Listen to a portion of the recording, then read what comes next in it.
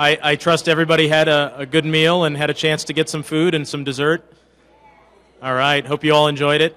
Mama's over there in the corner. I've got to always acknowledge Mama because she takes good care of us. And if you didn't try the cheesecake, well, it's all gone, but I'll tell you, you missed something pretty good. Thank you all for being here for this historic evening as we welcome the class of 2013 to the United States Bowling Congress Hall of Fame. It's now my pleasure to welcome our Master of Ceremonies. Jason Overstreet made a name for himself as an award-winning television news and sports reporter in several cities across the country. While working at KDFW Television in Dallas-Fort Worth, he reported on a business story about the concept of the International Bowling Campus. A lifelong bowler, Jason saw the opportunity to be a part of something special for the sport and traded his career in TV to join USBC. We're glad to have him behind the microphone again tonight. Please welcome USBC's Managing Director of Marketing and Communications, Jason Overstreet.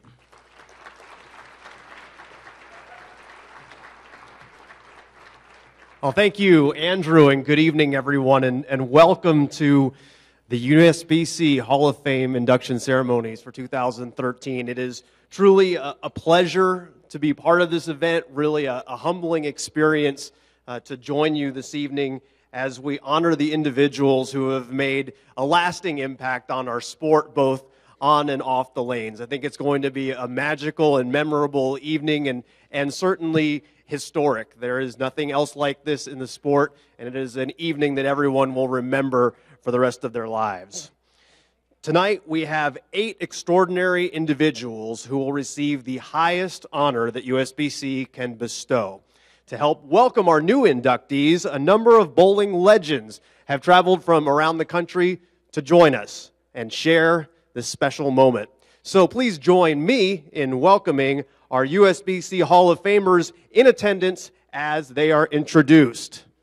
First, inducted in 1983, he is the only bowler to win ABC tournament titles in 3 consecutive years.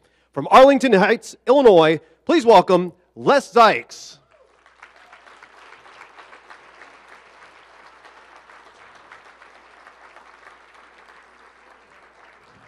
Inducted in 1988, she is a 9-time professional champion and a 6-time titleist in the USBC Women's Championships, including 3 individual all-events titles. From Cypress, California, Virginia Norton.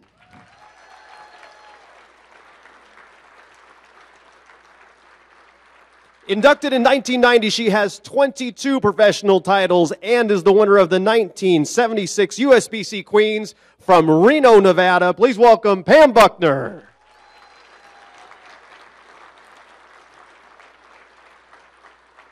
Inducted in 1991, she has 10 professional titles and a team event title from the USBC Women's Championships from 1983. From San Francisco, California, Vesma Grinfeld.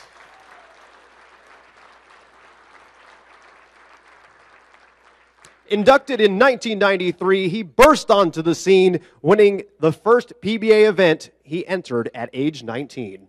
He later became the first bowler to win consecutive PBA national tournament titles en route to 10 career titles. From Petaluma, California, please welcome Mike McGrath.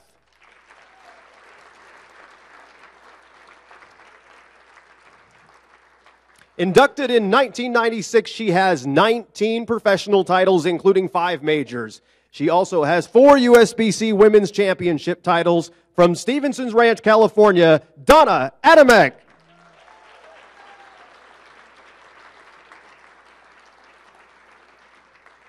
Inducted in 2000, this longtime bowling leader has served more than 3 decades at the national level. From Castro Valley, California, please welcome Elaine Hagan.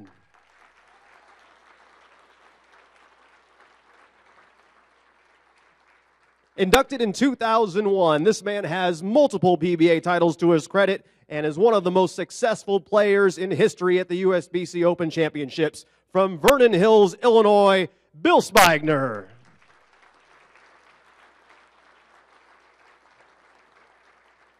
Inducted in 2002, he won 3 Eagles in 2 years at the USBC Open Championships and won the inaugural FIQ World Senior Open Masters. From Wichita, Kansas, Mark Jensen.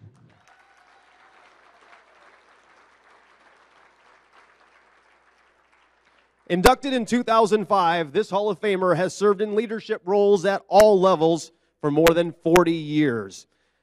She was the last president of WIBC and the first USBC vice president from Spring Branch, Texas, Sylvia Broyles.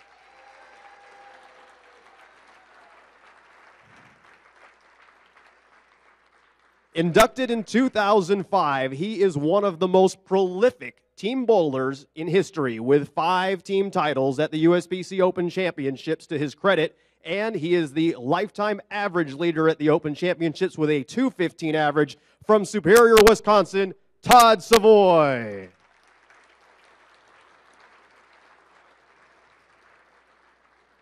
Inducted in 2006, she played a major role in organizing and promoting as well as conducting women's professional bowling events for more than 25 years. From Coweta, Oklahoma, please welcome Fran Deacon.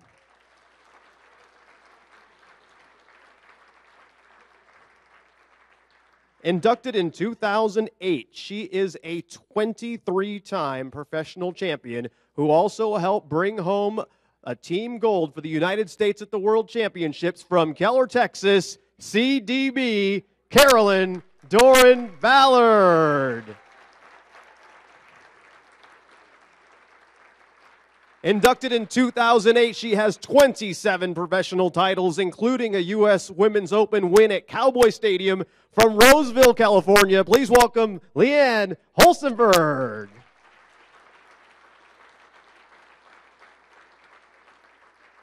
She has won 20 professional and 5 USBC Women's Championships titles. At 22, she became the youngest to complete the Triple Crown of women's professional bowling.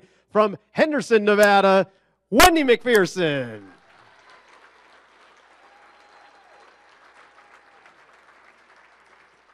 Inducted in 2010, she was a longtime member of the WIBC Board of Directors and played a key role in the development of the National Bowling Stadium from right here in Reno. Please welcome Betty Barnes.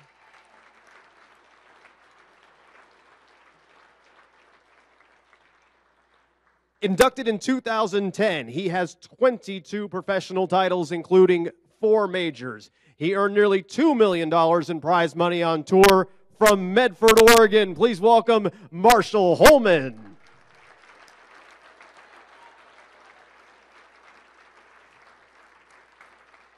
Inducted in 2010, she has 10 professional titles, including 3 majors. From Grand Prairie, Texas, please welcome Kim Terrell Kearney.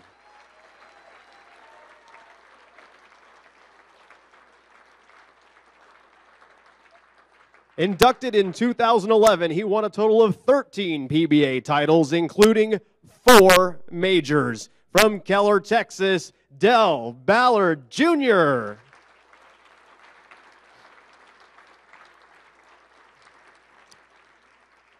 Inducted in 2011, she dedicated her professional career to bowling, eventually reaching WIBC's highest position.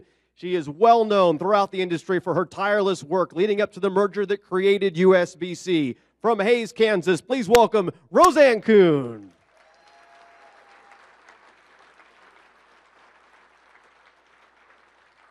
Inducted in 2011, he is a former Team USA member, best known for rising to the occasion on the lanes at the USBC Open Championships. A 5-time Eagle winner from Oregon, Wisconsin. Please welcome Jeff Riggles.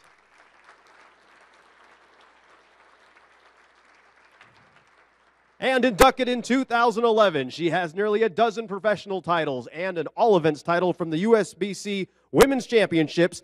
From Placentia, California, Cheryl Robinson.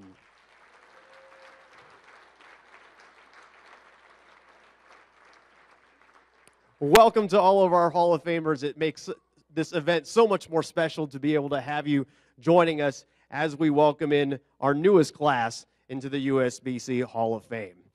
For our first inductee, we want to talk a little bit about an era that was a while ago, but really doesn't seem that far ago, but it's so different in the 1950s.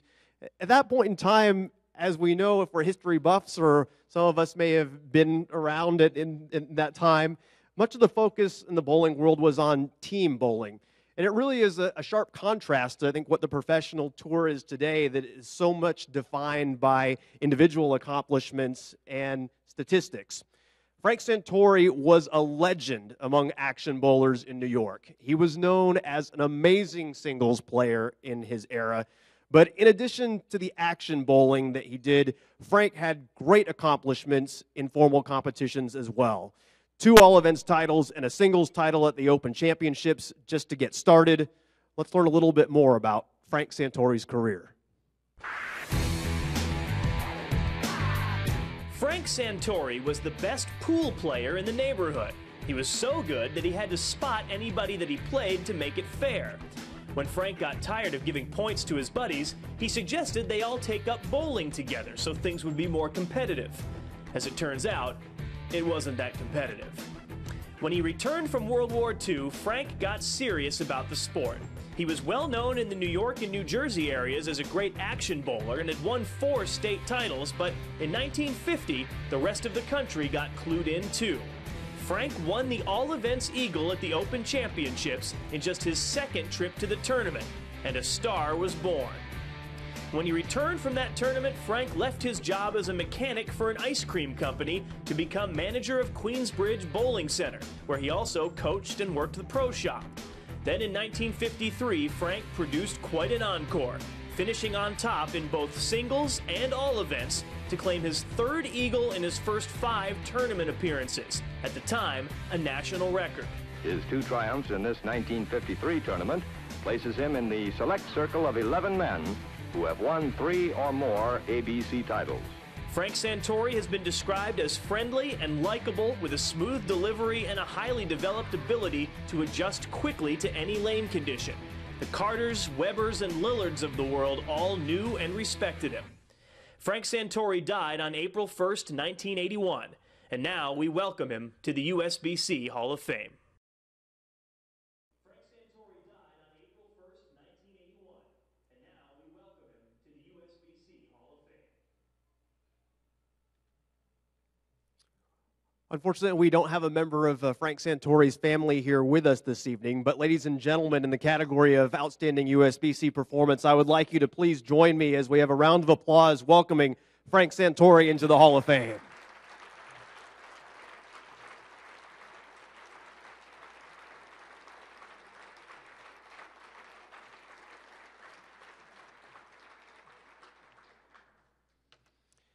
The USBC Hall of Fame, of course, doesn't just recognize performance and achievements on the lanes. It's not just for great bowlers. It's also to recognize the important leaders and great minds that impact the sport of bowling. Many people are dedicated volunteers, but very few have their ideas shape the vision of an organization. As you'll hear from those who know her best, a common word used to describe Tamara Adams is integrity. You may not know, as part of my role as managing director of USBC Communications, I'll sometimes advise our board members and Stu Upson on tips when speaking publicly to try to make sure that they look as good as possible and end up sending the message that USBC needs to be sent out, but also just to make sure that things go well. Last year, you may remember that Tamara spent weeks on the road doing legislative and policy updates to local associations. And in our planning sessions, I vividly remember saying to Tamara, I'm a little bit concerned with you going out to deliver this message that the delegates are going to get mad at you and hold it against you personally. What I didn't say, because it would be inappropriate, and it didn't need to be said, was Tamara was up for election last year as well. And I remember Tamara looking me straight in the eye and saying, as only Tamara can, Jason, I'm going to deliver this message and do what's best for this organization. And she wouldn't hear anything else about it. Integrity. Let's learn more about Tamara Adams' career. Tamara Adams started bowling as a way to get out of the house. When she won her first tournament, she was excited to receive her award at the association meeting. That excitement didn't last too long. I was absolutely flabbergasted at how few people were there. And I said I didn't see anything about the meeting. And she looked at me and she said, well, exactly how would you have gotten the word out? And I said, you know, you've got a captive audience for at least a minute and a half in every woman's stall in this association and the bowling centers. What you do is you get an 8x10 message, big letters, quick message, put it on the back of every toilet door, every stall door, you put it on the back. 2 weeks later, she called and asked me to join the board. Those early days, Tamara was a sponge, soaking up as much knowledge as she could about her new favorite sport and doing every job in the book along the way. I've always loved the administrative side of bowling. I was one of the early women certified lane inspectors. I liked the technical side of the game. I liked problem solving. After 18 years as president of the Charlotte WBA and then the state board, Tamara got a taste for the national ranks at the WIBC convention. I enjoyed the seminars. I enjoyed the workshops. I enjoyed sitting through the 2.5 days of the meeting. I know that sounds weird, but I really did enjoy it. I can remember that first year sitting in the audience as a delegate, and I looked at those women sitting up on the stage. And they were such role models. I was in awe of them. Then in 1994, Tamara got to join the women on that stage, an emotional day as she became the newest WIBC board member. We're standing up there, and of course being alphabetically first, the eyes are burning, the tears are coming, and I started crying. Not the tears running down, sobbing out loud. I am, and the harder I try to not do this, the louder I get. I sobbed through the entire thing. Even today when I think about it, I laugh and I cry at the same time. But it was so, it meant so much to me. It didn't take long for Tamara Adams to get her bearings. She became immediately involved in committee work and grew a reputation for fairness and integrity. Those qualities are very important to Tamara, and never was that more clear than when it was time for WIBC and ABC to merge. There were a lot of things that had to be fought for, and a lot of things that you had to stand up and say, this is right. I know it may not be embraceable, but it's right, and I still believe it's right. This is a family sport. It should be governed by a family of people. In 2005, Tamara joined the USBC board that she was instrumental in creating, and she made a name for herself in legal and legislative matters. Those who have worked with her know that she's become an invaluable resource. Tamara's known for her expertise as our legal and legislative chairman. She's a huge asset to the board and to our organization. I sincerely believe that integrity in what we do is important, and she exhibits that. If ever there was an example of a person who has integrity, it would be her. She is probably one of the most dedicated, organized, prepared people I have ever worked with. You throw out a question and within seconds or minutes you have an answer, and it's, I'd say 99.9% of the time, right. And now she is 100% a Hall of Famer. And as she joins the ranks of those she looked up to all those years ago, the emotion returns. It is terribly rewarding that people in this industry have respected what I've done enough to give me this type of thank you. This is even a greater responsibility to the industry and to the sport to not let up. This isn't the end, it's just the beginning.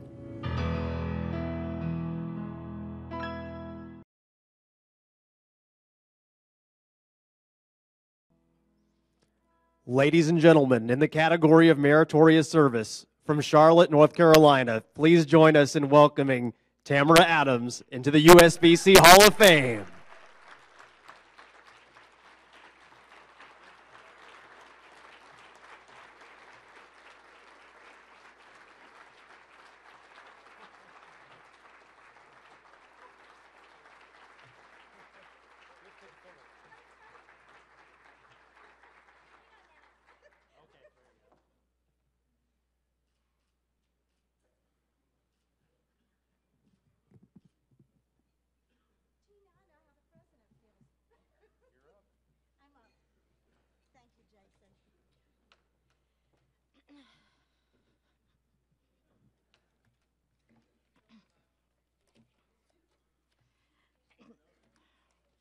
Okay, all of y'all, I'm known for being very long-winded.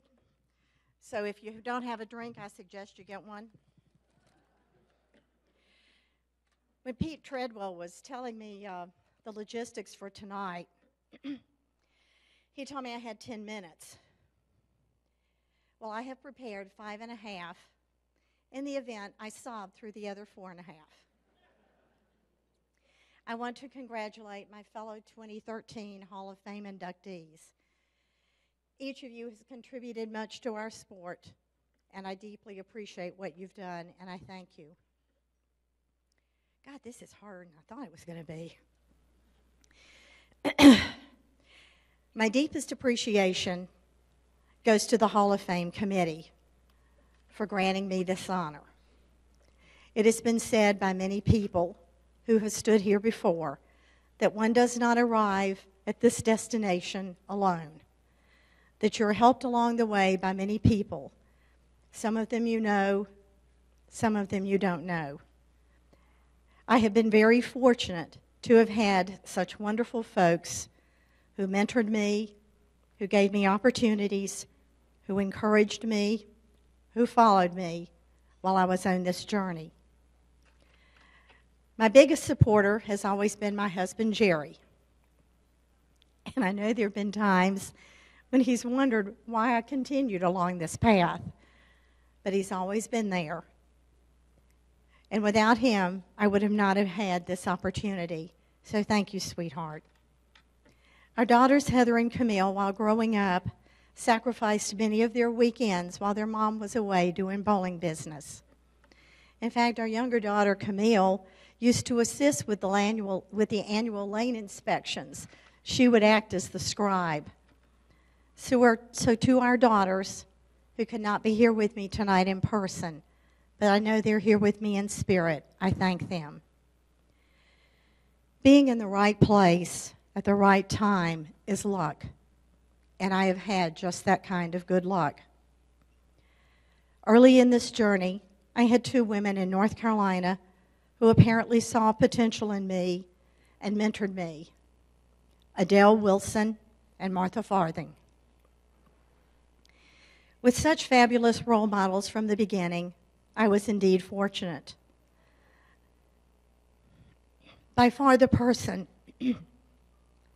that I want to thank the most in this sport is Joyce Deitch. Joyce offered me a position on the WIBC board and gave me so many chances to succeed. Women on the WIBC board that I served with were incredible leaders and role models. Hazel, Sylvia, and Roseanne especially. Site visits with Betty Barnes and gambling excursions with my good friend Rilla. One time, Rilla and I had snuck off to the Potawatomi Indian Casino in downtown Milwaukee. Yeah, that is its real name. And we were coming back, and we were talking and having a good old time. And all of a sudden, I look out the window, and it's 30 miles to Chicago. We had driven right past the exit to the hotel, and as Rilla's turning around, she says, "Nobody's going to know this." And I said, no. First thing I said at breakfast the next morning was, Rilla and I tried to go to Chicago. Along this journey, I have also been very, very fortunate to have had wonderful staff people, whether it's at WIBC or USBC. And I've got to especially thank Mike Spritko and Laurie Smetic. I remember a fall WIBC board meeting when Sylvia Broyles was chairman of the legislative committee, and she had to return home as there had been a death in her family. Now, that was the year that we had taken on the task of revising the WIBC bylaws. And at the board meeting was where the legislative committee was to present the bylaws for the board's recommendation. So Sylvia called me to her room and explained the situation and goes over the report with me. And And I don't know if Sylvia knew this, but I think I'm sitting there going, yeah, I can do this, I can do that. And inside I'm going, oh no, I am so scared. But during that board meeting, Mike and Laurie sat on either side of me. They encouraged me, and together the three of us got the report through the board with the recommendations we needed. So Mike and Laurie, thank you for all you've done for me and how you've made me look good. When Andrew first told me of this honor, there were and still are emotions. To be recognized for what I have done as a volunteer, to know that my efforts have been respected, to know that leaders whom I revered believed in me and gave me challenges, who encouraged me and supported me, who accepted me, to know that I have helped to make a difference, and I am being thanked for all these endeavors. I cannot put into words what this honor means to me. I have been at this career longer than most folks stay in a profession, and I am a better person today because 40 years ago, I chose to be a volunteer leader. Many times I have participated in discussions on what is the value of this. If you can't see it, it's my first WIBC membership card. I clearly remember the first time I filled out a membership application form. No one told me I was joining 3 organizations, and no one told me that it was the beginning of an incredible journey, that it was the key that opened the door to this awesome experience. The many states I have been in, the many volunteers I have met, the task forces I have served on, and the ability to work with others to make a difference, that is the value of this card to me. For without it, I would not be standing here tonight receiving this honor. So thank you to WIBC and USBC for all they have done for me and what they mean to me.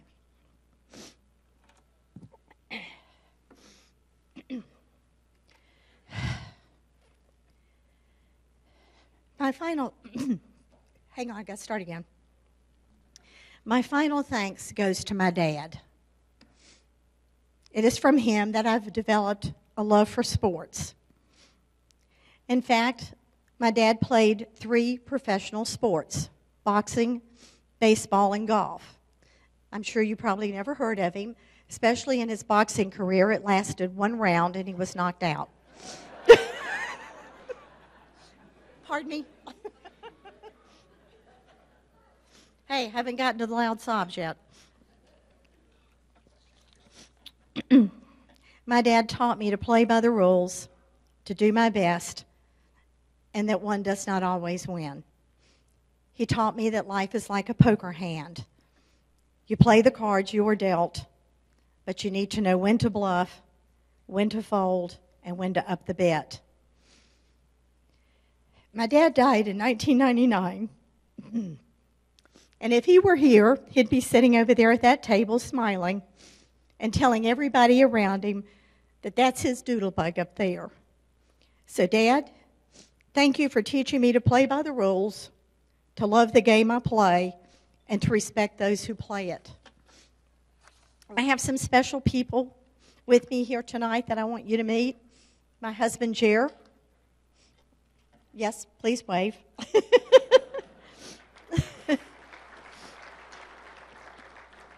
My cousin, Jamie Amos, whom I consider a little sister.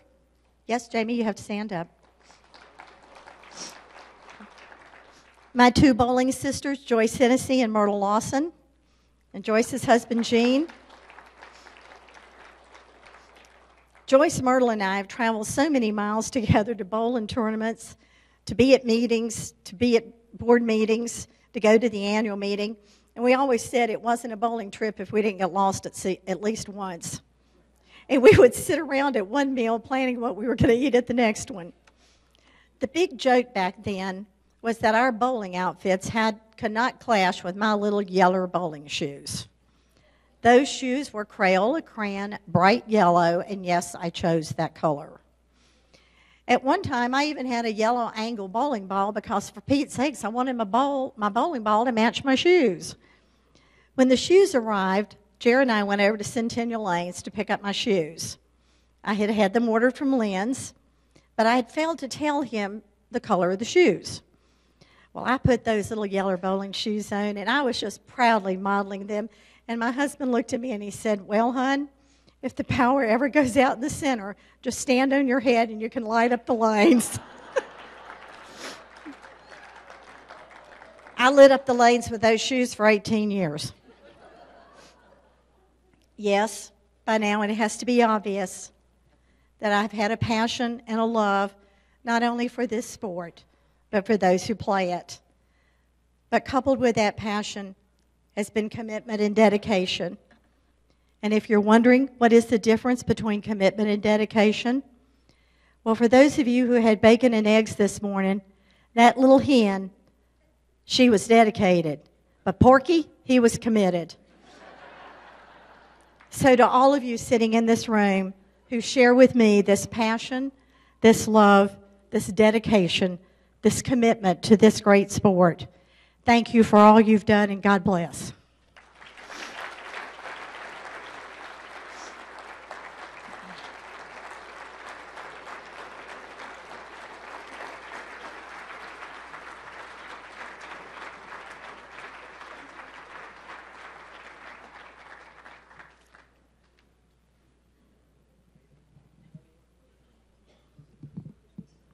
Congratulations again, Tamara. We see in bowling, as in many athletic pursuits, that many different things fuel the drive to be the best. For some, it's competition. For others, money, even fame. But those aren't the only drivers for success. Sometimes it can be relationships. A love for those that you share the lanes with can be a catalyst for a long and successful career. Shirley Levens loved to win, and she won a lot. But as you'll see, it was her family and friends that often motivated her to be that champion at the national level for more than 3 decades. Let's take a look.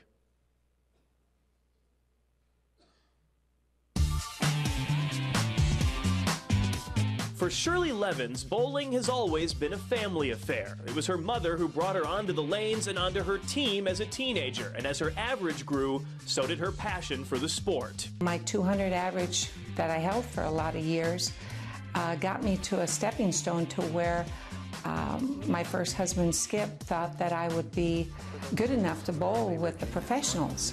I went to my first tournament, finished 16th, and then I made TV in LaPorte, Indiana.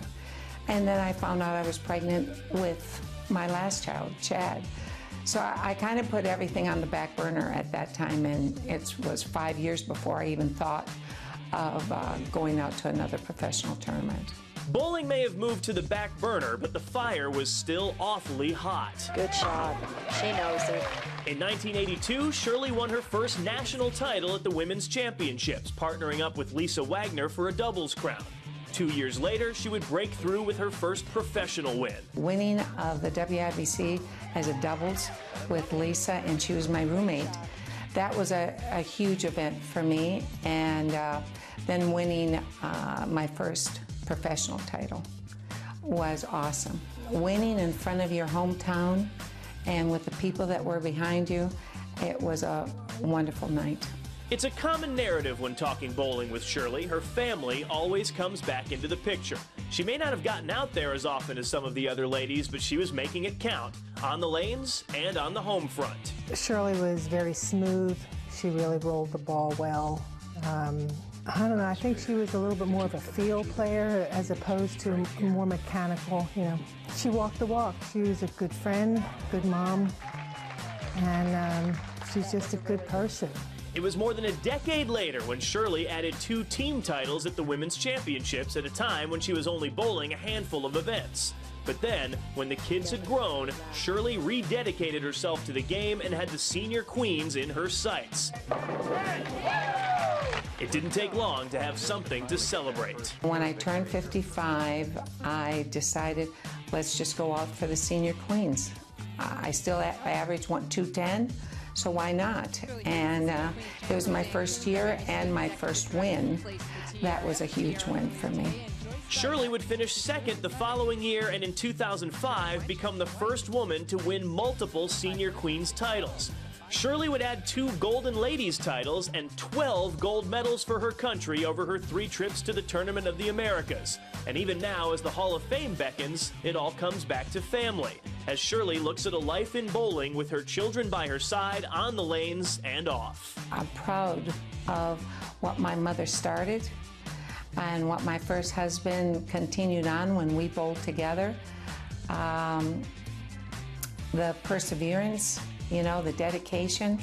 You had to love that sport to be out there. I think it's awesome. I mean, she's put so much time in. She's been good for the sport. I mean, good for her bowling community. She did put so much time into the game, and not just a bowler, but, you know, being a proprietor, and I think it's well-deserved. I feel that, you know, my life is complete, the competitiveness, and my journey is complete right now. So the sport of bowling for me has brought a wonderful life, and I'll never, ever be able to give back as much as it gave me.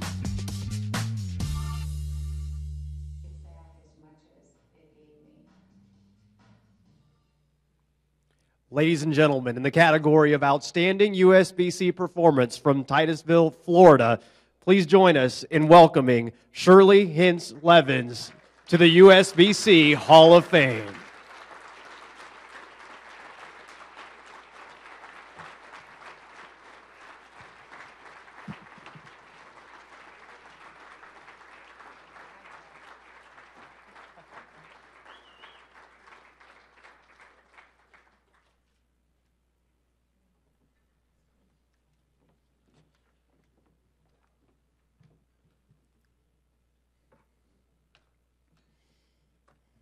Good evening, everyone.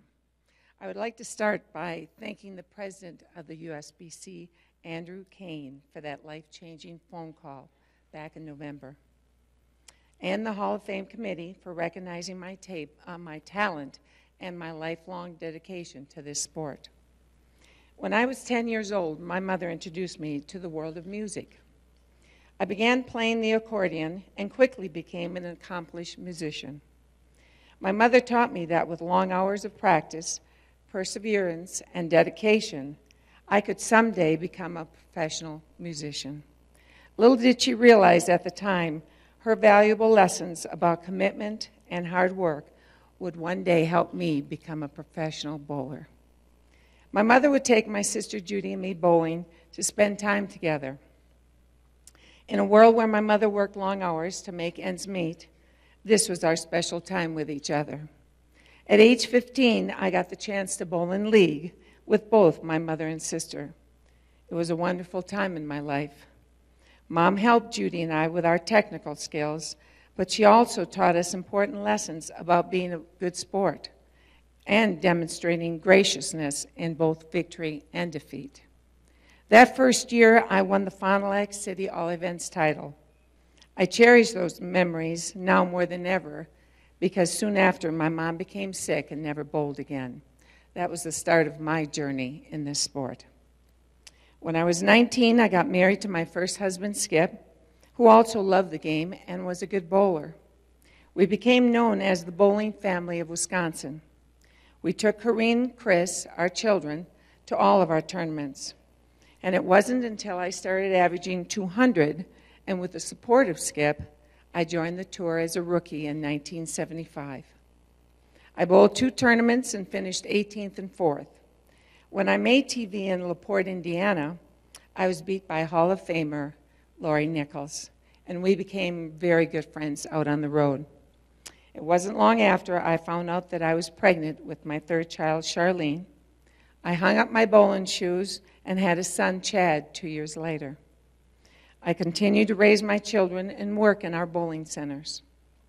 In 1978, we moved to Florida. I rejoined the tour in 1980.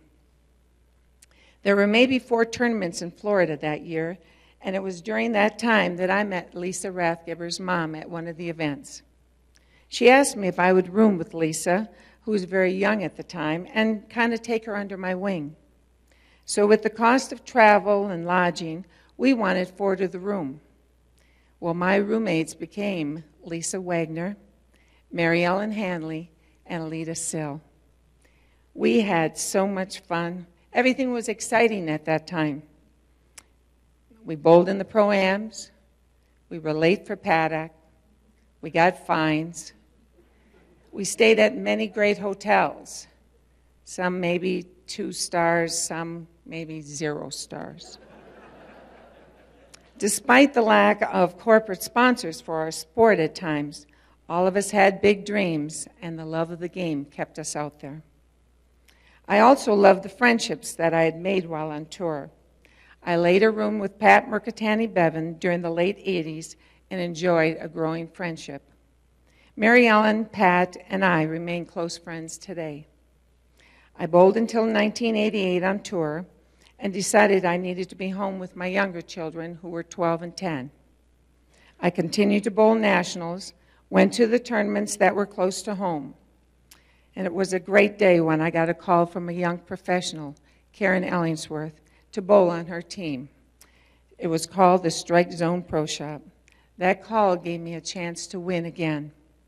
We won back-to-back team titles in 1992 and 93. I was so grateful for the opportunity to succeed again in the sport that I loved. Karen is now our varsity high school bowling coach and has given me valuable insight as I became a high school coach 2 years ago. Karen and I continue to be friends today. When my children were grown, I became a single mom, and I'm the sole owner of River Lanes. I continue to bowl local events while running my bowling center. All 4 of my children were talented bowlers, and it was always gratifying to be able to bowl with them in state and local tournaments, WIBC and ABC Nationals. I'm very, very proud of all of my children. My doubles partner in mixed tournaments in Florida was, as I called him, my adopted son, John Janowitz. As a friend of the family, since he was a teenager, he bowled at our center and worked for us until he got his job at Kegel. He has a few eagles under his belt, not bad for a doubles partner that I picked. In 2002, when I qualified to bowl in the senior ladies events, and by qualifying, I mean I was old enough, I decided to go out after my first love again. I bowled in the senior queens, made it to the finals, and bowled against another Hall of Famer, Pam Buckner. It was in my home state, Wisconsin, where I bowled many tournaments as a young adult. It was as if I'd never left Wisconsin. There were so many people there that I knew that had come out to support me. My best friends, who along with me are now called the Golden Girls, were there too. To my surprise, when I got to the lanes, my 4 children and soon-to-be husband, Louis, was there too. They flew in unexpectedly from Florida, excited for me and ready to support me in the sport that I loved. The feeling of joy, along with more pressure, worked out in my favor, winning my first Queens as a senior. It was an incredible feeling winning with your family beside you. In the next few years, I was fortunate to be invited by another good friend, Fran Deacon, to the Tournament of Americas. After a few years of competition in this event, I walked away with 12 gold medals. This was my proudest achievement, winning for your country. I went on to win another Queens tournament in 2005, which was just as sweet as the first victory. Unfortunately, my bowling days by that time were numbered, as my knee had to be replaced. I had a great career spanning 40-some years with many, many wonderful memories. This sport has not only given me the joy of success and rewards for hard work, but it has also given me a handful of amazing friendships that I carry along way past my professional career. At this time, I would like to recognize the people who flew out here to celebrate this wonderful achievement tonight. Please stand. Diane Rube and Barb Schutte, 2 of the Golden Girls from Wisconsin. Karen Ellingsworth, former professional bowler and team captain of the Strike Zone Pro Shop. Pat Mercatani Bevan, former professional bowler, roommate, and best friend.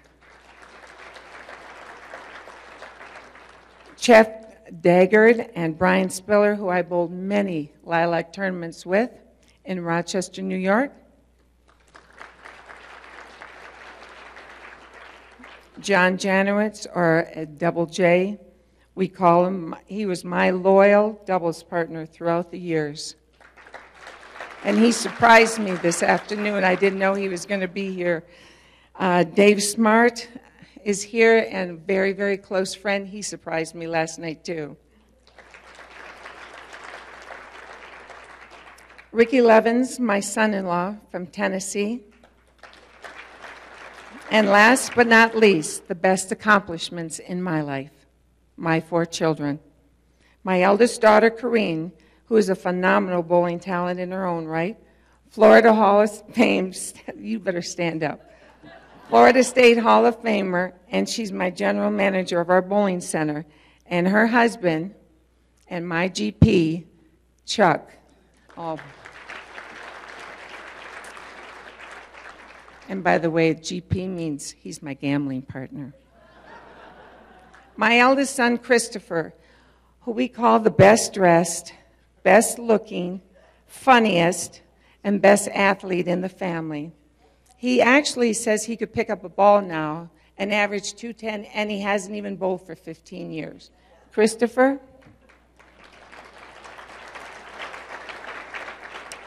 My daughter, Charlene, the brainiac of the family.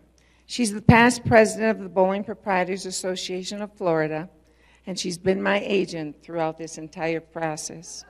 She's kept my name fresh in the minds of the committee members, and I thank her dearly for that. And her wonderful husband, Michael. My youngest son, Chad, who we affectionately call the baby of the family. He is the manager of River City Bar and Grill, and he's a wonderful dad. And lastly, to the man I call my best friend, my biggest cheerleader. And he was the only guy that I ever heard clap for when I picked up the 10-pin. The love of my life, Louie. Thank you all for this tremendous honor. It has been an incredible journey, and I thank God for blessing me with the talent and the desire and the passion for this great sport we all call bowling. Thank you.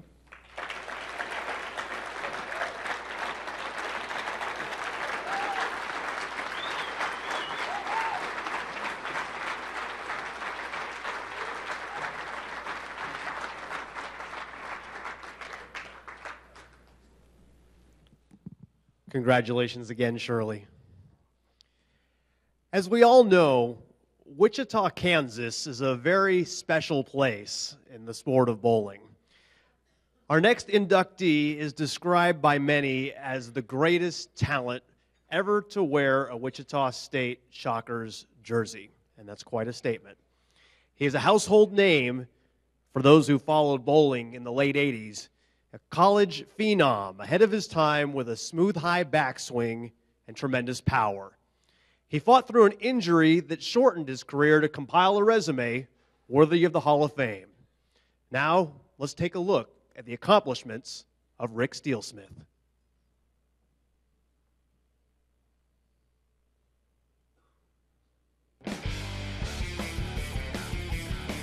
Rick Steelsmith started working at a bowling center when he was in high school. By the time he hit college, everybody knew his name. Here it comes. 2 years of junior college and 2 more at Wichita State. All 4 years an All-American and back-to-back MVP awards at the Intercollegiate Team Championships. In 1987, he was named Bowler of the Year and took Wichita all the way. That just assured him the championship. It's just the most fun you can have bowling. And fortunately, it worked out in the end with the Nationals. You just never know. you can bowl well and not win, obviously, but fortunately that year we did win. And I just remember the closeness that we all had and shared, and how much fun it was. And the Nationals was definitely a memory that you just never forget. He was the idol. He was what everybody at Wichita State, that's who we all wanted to be. Anytime you're following your icon, we all immediately went out and got mullets. And so the entire generation of Wichita State bowlers all had mullets because basically Rick had one. And we didn't really throw it nearly as good as he did, but we tried our best to do everything else. Riding high off of that wave, Rick went into the 1987 Masters just a couple of weeks later. Oh, what a pretty shot. Still technically an amateur and a college student, it was a lot to take in. It was overwhelming, really. I mean, at the time I went there, I was bowling the best I ever have in my life, and just my confidence was really high, but it was also my first, I bowled some regionals, but it was my first national event against all the tour players. By the end of the week, it was the rest of the field that was overwhelmed. As Rick Steelsmith finally now realizing that he has just captured the ABC Bud Light Masters. Rick Steelsmith was a major champion and hadn't yet reached his 23rd birthday. It was kind of one of those times that it just confirmed, I guess, that all the work you've been putting in and all the efforts that you put in and the sacrifices that you make to get to that point are worth it, and you get rewarded for it. It's just a really neat feeling inside, I guess. The rest of 1987 went pretty much the same way. Rick Steelsmith won 2 gold medals for Team USA at the FIQ in Finland, 4 more at the Tournament of the Americas. And when the calendar turned over to 1988, Rick took home eagles in all events and team all events at the Open Championships. We had not seen a player, in my opinion, in the history of the sport, from what I had seen at that point in time, that was able to combine speed, accuracy, and power to the level that Rick Steelsmith could combine. He was an extraordinary talent. He was, quite frankly, collegiate bowling's most successful player, I would say, ever. Just when it seemed like nothing could stop Rick Steelsmith, something did. A torn ligament in his shoulder threw the brakes on a career with so much promise. The mental part of it's still with me, actually. It hit a lot deeper than I thought it would, and affected me a lot deeper than I thought it would, and changed me. I don't imagine thought-wise and feeling-wise being any more confident in what I was able to do at the time. So it happened at a time, too, where it took me from there to a bottom all at once. And as much as I'd like to say, boy, you should be able to just deal with that and get through it, it was devastating. The fight back was long and hard, but in 1997, 10 years after that magical season, Rick Steelsmith claimed another major. And the champion is Rick Steelsmith, 218 to 190. The win at the PBA National Championship would be the last of Rick's PBA career. And now the Hall of Fame comes calling. Rick will tell you he didn't expect this, but for those who have been watching, it's no surprise. He always had a great work ethic, and he had a supremely talented physical game. He spent a lot of time working on it, and he was a shot maker on top of being a power player. But maybe the more important part, I thought he was one of the nicest guys I ever met too. Nobody could lay a hand on this guy. He was the best, just the best that I've ever seen in our program. He was what put us on the map as far as men's bowling at Wichita State. He's been great for this game. The honor that goes with this, that you look at the people that you're joining, and for me too, it's pretty special because I've got 3 of my teammates that are already in. There's just a lot of things about it that really make it a really special honor.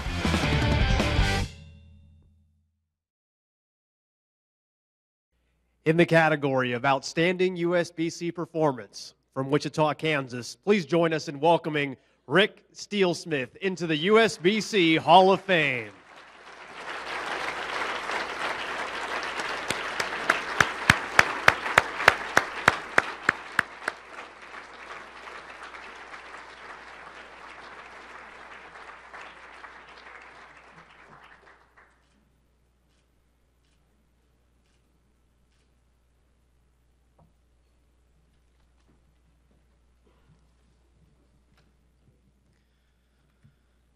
Well, I stand before you here tonight without reading glasses, and that might be a problem.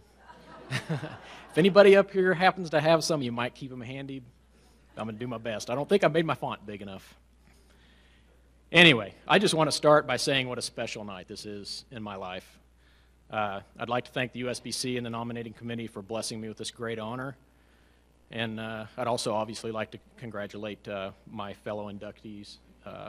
It's an honor and a privilege that we share this special night together. I think we'll all agree, all of us, all of the inductees, that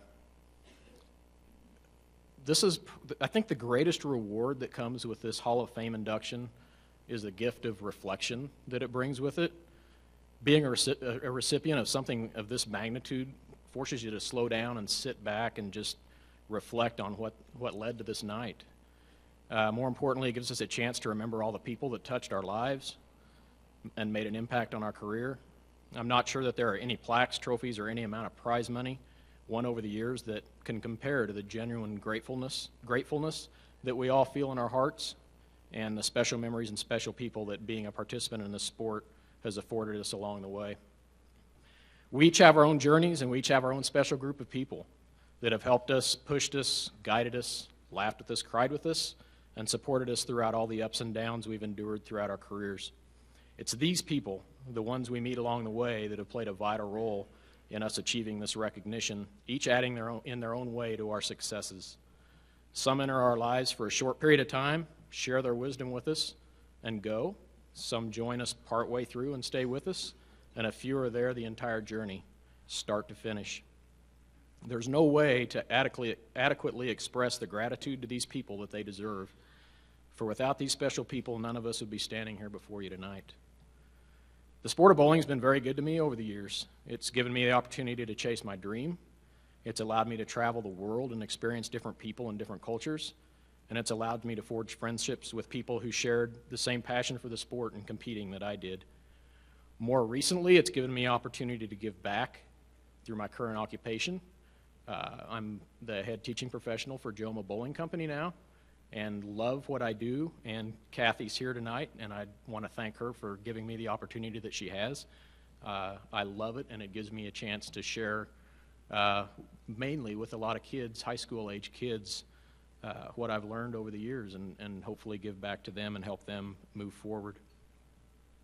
I think I fell in love with the sport the instant my first ball knocked pins down, and remember at a very, very early age dreaming of one day becoming a professional bowler. I have no idea how many sets of plastic pins I wore out at home, using the kitchen as my approach, rolling the ball across the hallway and into the spare bedroom where I had the pins set up on the floor under a window. Wasn't one of my wiser decisions. I'm sure my mom has the final count on how many times that window had to be replaced. I think we actually just got to the point we just left it. It was a pretty nice setup, though, right down to the hairdryer that I used to dry my hand. Every shot, it was right there. I put it inside the drawer so I could just kind of do that. If I could have only beaten Marshall Holman as many times later in my career as I did at home as a kid, and Marshall's here somewhere tonight, so I'm glad he's here. You took a beating, though. You really did. And, of course, I love my Saturday morning youth leagues, followed by the PBA telecast in the afternoon, followed by 3 or 4 hours of humiliating Marshall on the plastic pins again. Life back then was all about Saturdays and bowling and breaking windows. And by the way, all those broken window shots, those were Marshall's.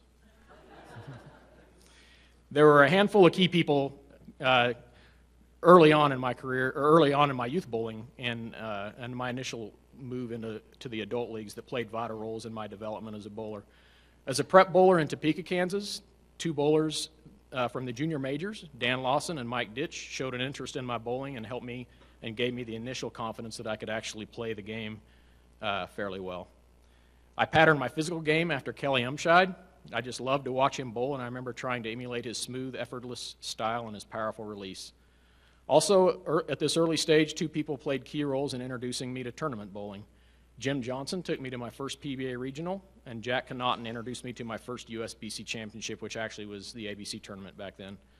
And I just remember walking into that convention center and seeing that arena-style setting for the first time and just being in awe and loving it ever since. That's one thing that I hope never changes with that tournament. It really is what makes it special. I'd like to thank all these guys. They all played a vital role in my early development, and in developing that passion for learning and for competition. John Jowdy, Gordon Vatican, Mark Lewis, Mike Jasnow, Rick Benoit, Dave Smart, and Chad Murphy. How's that for a list of coaches? It's like a who's who of Hall of Fame coaches, basically. I just can't tell you how lucky I am to have all those people be a part of my career. More importantly, beyond the fact that these guys obviously were very instrumental and influential in the successes I enjoyed, I consider each one of them to be a very, very close friend. Just want to thank you guys so much. Please know that any achievements that I had weren't possible without all of you guys. This one's going to be tough. John Jowdy, he's not able to be here tonight, but I can't go on without talking a little more about John. Actually, I could talk a really long time about John. I owe so much to this man. He was more than my coach. He was my friend, and he was like a second father to me when I was on tour. John believed in me from day one of my tour experience, and even before that, actually, a little bit. And he believed in me unwaveringly. From the highest highs of major wins to the lowest lows of battling with my injury, John was always there, always. He never gave up on me. He never lost confidence in me. And one thing I could sense from John that will stay with me forever is that no one wanted me to succeed more than he did. I could feel that. John, I just want to thank you so much for all the time and effort you put in with me and for the belief and confidence that you've always had in me. And again, I wouldn't be here with all your guidance and without your friendship over the years. Gordon Vatican. Gordon, I'm going to keep it short. I hope you don't mind. Anyone who knows Gordon will appreciate that. Seriously though, I got more from our meetings and talks than you'll know. You knew how to motivate me and coach me when I needed it, and you knew how to listen to me and be a friend when I needed that. Simple as that. I can't express how much that's meant to me. Thanks so much. I know you're proud of this moment, Gordon. Mike Jasnow, he's here tonight, sitting at my table here. I'm sure he's relieved that I came to Reno for once and I'm actually not bowling.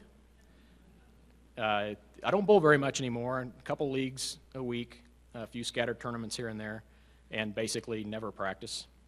And obviously make the trip here to the stadium a couple times a year for the Masters or for the Open Championships or whatever. My first stop's always Lane 81, where Mike gives lessons. Every visit, Mike takes a guy who's not bowling very well at the time, and in a short period of time, gets me back on track. I usually end up bowling pretty well in the tournament that week, due in large part to Mike. So I want to thank Mike for taking the time that he does with me and just let him know that he's a great friend and a great coach. Jim Nesbitt and John Nakashima of Vice Inserts. I'm proud to say I've been a member of their pro staff my entire career, and still am. There are no two greater people in the industry. Thanks so much for allowing me to represent you in Vice Inserts and for your belief and confidence in me my entire career and beyond. I'd also like to thank Columbia 300, Evernight International, and Storm for their support and confidence also in me over the years. I'd like to thank Rick Shore. Rick's my longtime sponsor on tour. We had a pretty long run. I just want to thank him for his support over the years. Not real sure, but I think Rick may have stuck with me a little longer than he probably would have. It gave him an excuse to go to Vegas and Reno a handful of times a year. He really, really loves the craps tables. Of course, to survive on tour, we had to have roommates to help defer expenses. These are the people you go through the ups and downs of tour life, life on the road, and everyday boredom of travel days. I thank these guys for putting up with me and for making my life on the road away from my family more bearable. Bob Hanley, Randy Lightfoot, and Mike Jasnow. We traveled in Bob's van, packed to the gills. Bob drove most of the time. Bob excelled in missing turns. I really, really have no idea how we ever made it anywhere. Mike remembers this. I mean, I think Bob could he could get lost pulling out of his garage, I think. Justin Romick. Justin, I think GPS was invented for Justin. He struggled slightly with reading maps, and noted there's a theme here, obviously. Unless we were looking for golf courses. He always had a knack for getting us to those golf courses perfectly every time. But we had a blast seeking out and playing all the nice courses each week and enjoying that time off the lanes. Paul Fleming kind of ended my career traveling a year or two with Paul. And I think we're probably personally responsible for Starbucks having the funds to put one on every corner. Multiple quad espressos were not uncommon on travel days. We were pretty alert, though. We didn't miss very many turns. Thanks, guys. It was fun. I was also very fortunate to have bowled on some pretty incredible teams with some pretty incredible people. Collegiately with Vincennes University and Wichita State University. I've got one gentleman here tonight sitting at my table that actually I had the honor of bowling with at both Vincennes and Wichita State. Chip Keys here tonight. And I just want to thank him for attending. It means a great deal to me that you're here. We roomed together at Wichita State and just long time friends. I had a great time with my Team USA team in 1987. I know one of the team members, Jerry Ledbetter's here tonight. I'm not sure where he's at, but there he is back in the back. Just had a blast traveling the world and getting to know the people on the team that year. And won my USBC Eagles in 1988 with the Chilton vending team. I'm proud and honored tonight to join 3 of my teammates from this team in the Hall of Fame. Gordon Vatican, Mark Lewis, and Mark Jensen's here for me tonight also, and I can't tell you how much it means to me to have you here. We would also like to mention our fellow teammates Paul Wallachek and Bob Chappelle. There was never a dull moment on our trips and at our tournaments. What an honor it has been to have bowled with these guys. Thank you all. One thing's for sure, there definitely is nothing like the camaraderie that goes with team bowling.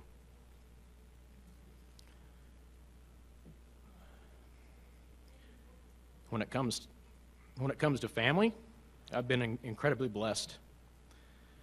I have 2 of the most amazing kids a person could ever ask for. My son Kyle, who's here tonight with me, was able to make the trip, and I'm just so happy he's able to be here with me. It means the world to me. We've had a fun time. I do want to mention his birthday was yesterday. He turned 15 yesterday, so happy birthday again. But just means so much to me for him to share this with me. My daughter Kayla is a freshman at University of Tulsa and doing extremely well there, majoring in mechanical engineering. Fortunately, in the intelligence department, she takes after her mother. She has finals coming up, so I do want to wish her well on those. And I'm just so proud of them both, not only for the things they do and for the things they accomplish, obviously, but more importantly, just for who they are and who they've become as individuals. They simply are the best. The main reason they are so amazing is the incredible job my wife Roxanne has done in raising our children. I know my kids will agree they couldn't have a more caring and loving mother. She's worked a full-time job the entire time and still managed to be the best mother in the world to our kids. With my job taking me on the road, I know it was challenging and overwhelming at times, but when I look at my kids and who they've become, it's a testament to the incredible job that she's done. I love you guys, and I'm so thankful and blessed. My mom, my dad, my brother, Kurt, and my sister Sherry have all been there since day one. I had nothing but the total love and support from that very first day I came to them with what I'm sure seemed an odd dream at the time to become a professional bowler. I remember my mom instilling in me at the time that I could achieve anything I desired, anything I set my mind to. She would constantly and consistently remind me of that fact. My parents told me to go after my dreams, chase them with all my heart, and most importantly, never give up on them, no matter what obstacles might be thrown in my path. Those words, those beliefs stuck with me and are still with me today. I think the one thing I'm most proud of in my career is that I never gave up on my dream. There was a period of time early on in my career that I really wanted to do nothing more than that. But I'd always hear my mom's voice in the back of my head, and I had that feeling of belief in my heart to keep going, to keep moving forward. I'm so glad that I did. I wouldn't be here tonight had I not persevered. A special thanks to my family for sharing their unconditional love, support, and wisdom over the years. I just want to say this is just an extremely special night for me, and I know it is for my fellow inductees too, and I just want to thank you all for sharing in it and congratulate my fellow inductees. Thank you.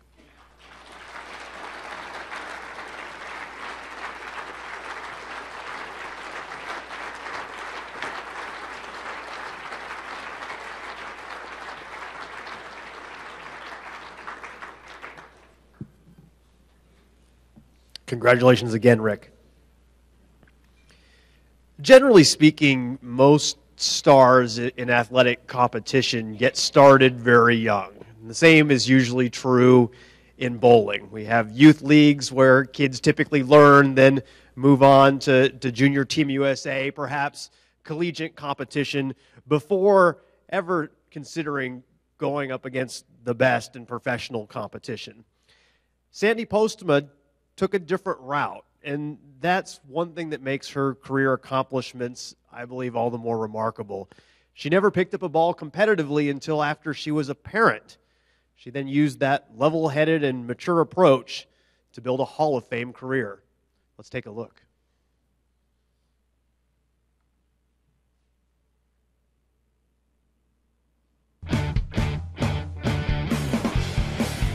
The Sandra Postma bowling story starts in kindergarten. That's nothing new.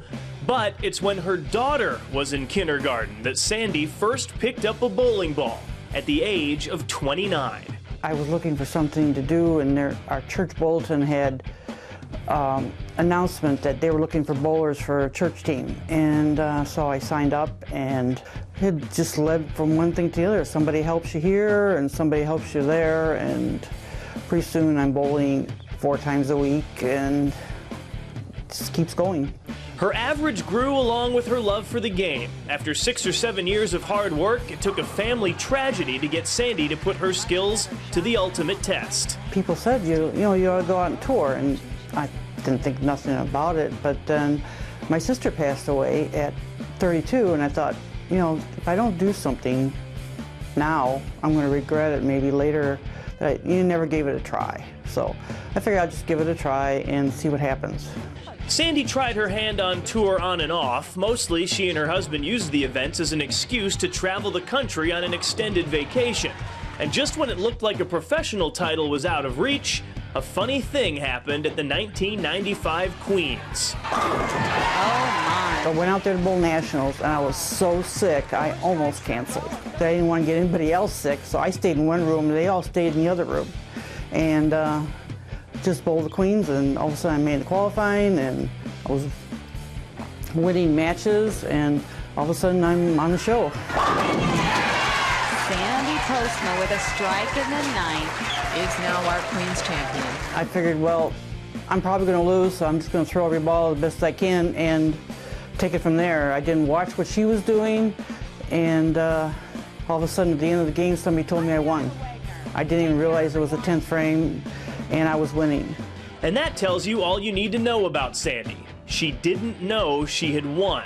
She was always able to keep a cool head no matter what was going on around her. It served her very well because she could throw 9-bagger, 8-bagger, a 1-bagger, and you get the same reaction out of it, She was just a very smooth stroking. She didn't crank the ball a lot. She just let the ball come off her hand, let the ball do it, even back 30 years ago with a regular type bowling ball. Showing emotion just gets in the way. To me anyway, that if I show emotion when I'm done, if I had a really good game or a 300 or whatever, then, but before that, you can't really celebrate till you have it. When Sandy hit the senior ranks, it was time to do some more celebrating. In 2004, she won the Senior Queens, becoming the first woman ever to win both the Queens and Senior Queens titles. In 2006, she won a second, and in 2008, became the only woman with 3 Senior Queens crowns. Oh, it means a lot. That's something that nobody can ever take away from me, and makes me feel very special. I can't even describe it. It's the same thing. It's fun to win, and you've done something that probably nobody else will ever do.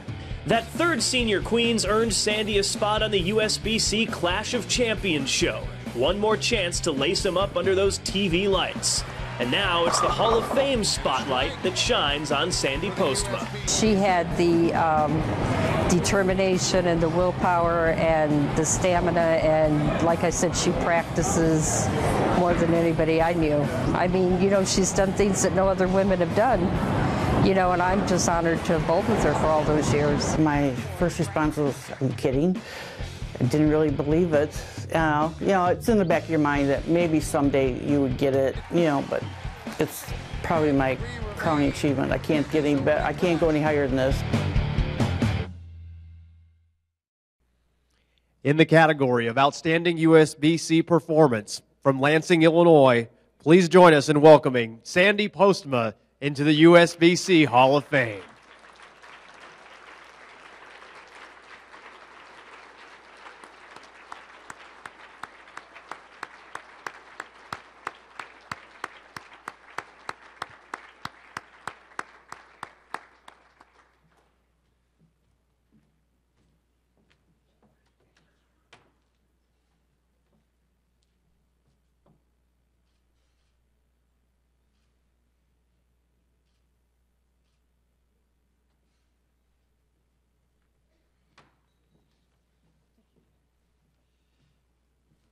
Well, I have to find my glasses.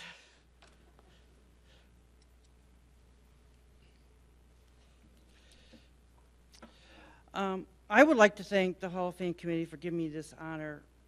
Something I would never thought I was going to get, and I am eternally grateful. I want to congratulate the other inductees because they're all worth it. I mean, they worked hard and they all deserve it. But I especially like to congratulate Shirley because she was my friend and competitor for a few years, and Don McCune because he was my teammate, my mentor, and I lost my place. And ball driller. I want to thank him because he spent hours and hours drilling my bowling balls, and all he made them perfect. And with the team, I mentioned the team, we were a team, my husband Rich and Patty and Don and myself were a team, and we always had a good time. And I think I even beat Don a few times. Not many, but a few. I'd like to thank a person who is not here anymore, is Lynn Highland. She took me to my first nationals in Queens in Connecticut in, I think it was the mid-'80s. I didn't know much about the Queens or how important it was, but she said all the way over there, all the way on the airplane, all the way over there, she said, it's not the money, it's the titles. She said that over and over. And I guess she was right.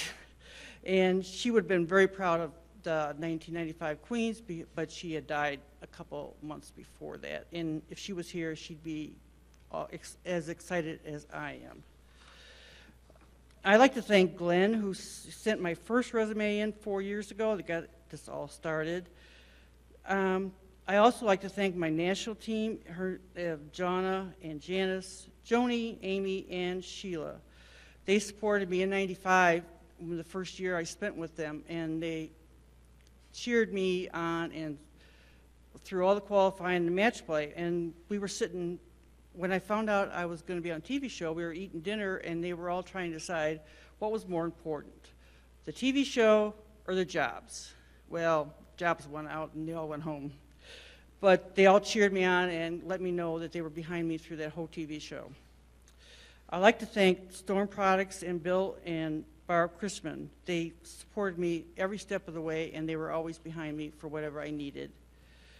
I'd like to thank Bill Morton, who sent my resume in the last couple of years. He couldn't be here tonight because he is very sick, and we really miss him, and I wish he was here. I'd like to thank my family. They've been behind me all the time. My brother, Bob, and his wife Gayla flew out from Grand Rapids just for this, and I'm so happy they're here. I'd like to thank my daughter, Lynda, and my son, Bruce. I missed a lot of special days, especially Mother's Days, with Nationals every time, and they never argued and they never complained. My son is trying to beat me. He's got a few 300s, but he's got a little ways to go, but I'm quite sure he'll get there. And my daughter, we're just planning our next vacation together. I'd like to especially thank my husband, Rich. He took me to a lot of tournaments and a lot of practice and never questioned any time we had to go anywhere. He always was behind me. I love you all very, very much. I'd like to thank again for this great honor, and I can't put it into words what this means to me. Thank you.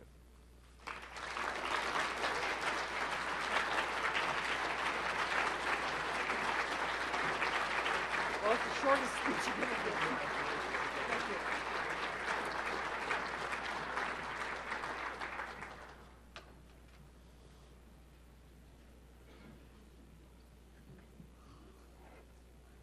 Congratulations again, Sandy. Revolutionaries in the sport of bowling can come in many different ways. If you think back in terms of styles, Mark Roth really influenced a generation of bowlers, and now the two-handed bowlers are shaping this next generation and changing the game today. But it's not just bowling styles that can revolutionize the sport. Advances in cover stock can also create dramatic milestones for bowling. Ball manufacturers today are constantly looking for new developments that make a difference. In the 1970s, Don McCune helped start a ball revolution because, in addition to ingenuity, he had the Hall of Fame talent to be able to take advantage. Let's take a look.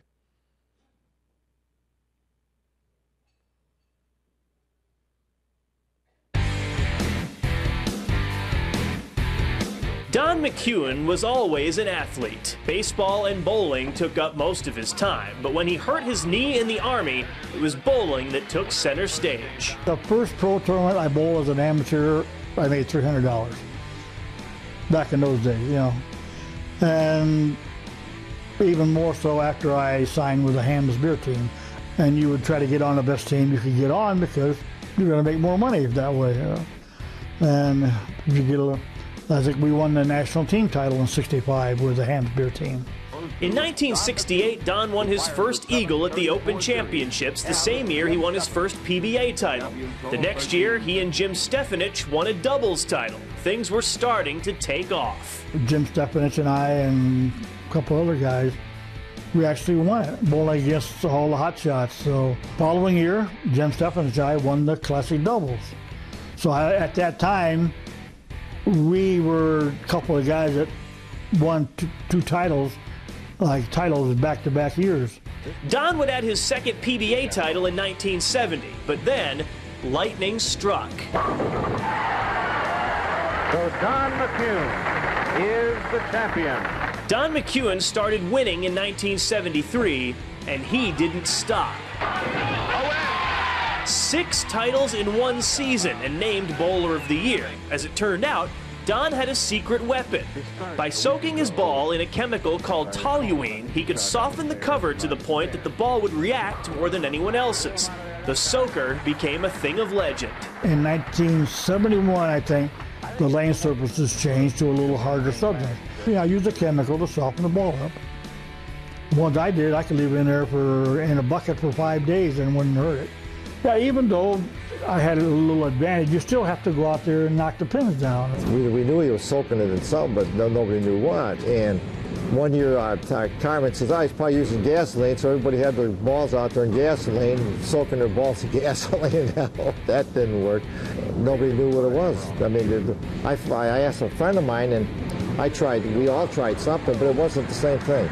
The PBA quickly made a rule change about the hardness of the ball that made the soaker illegal. It was a tough time for Don, but the titles were won without breaking any rules, and there could have been more. They could have waited till I bowled the rest of the fall tour, because they could. I still won Bowl of the Year, but I could have had. In fact, I did finish second in one tournament without it, but I didn't like it naturally, but. You either play by their rules or you go home. Now, 40 years after that amazing season, Don McCune enters the USBC Hall of Fame as a trailblazing figure. What he did in a bucket in the 70s started an equipment revolution that changed the game forever. I think Don is a great bowler, all right, and he was good for the game, believe it or not. He helped the sport create, a lot of new stuff in that. I think Don just had the vision of this to improve his game, and I give the man credit. I mean, he was smart enough to do it. Ain't gonna beat this man today. This is quite gratifying because this is one of the associations that I first joined. I've been a card-carrying member since I started bowling, so this is very gratifying.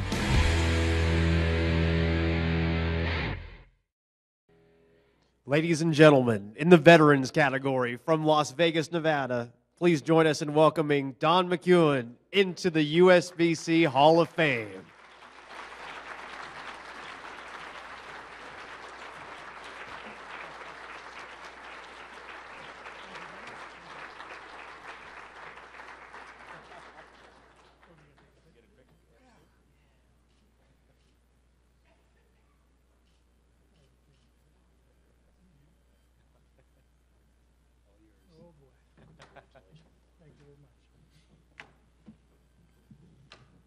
Good evening, ladies and gentlemen. Bet you thought you'd never see this happen. I told Andrew when he first told me that back in November that I had given up the idea of even getting into the USBC Hall of Fame. I told him my son would probably have to make that speech up here. But I made it. So God only knows why, but here I am.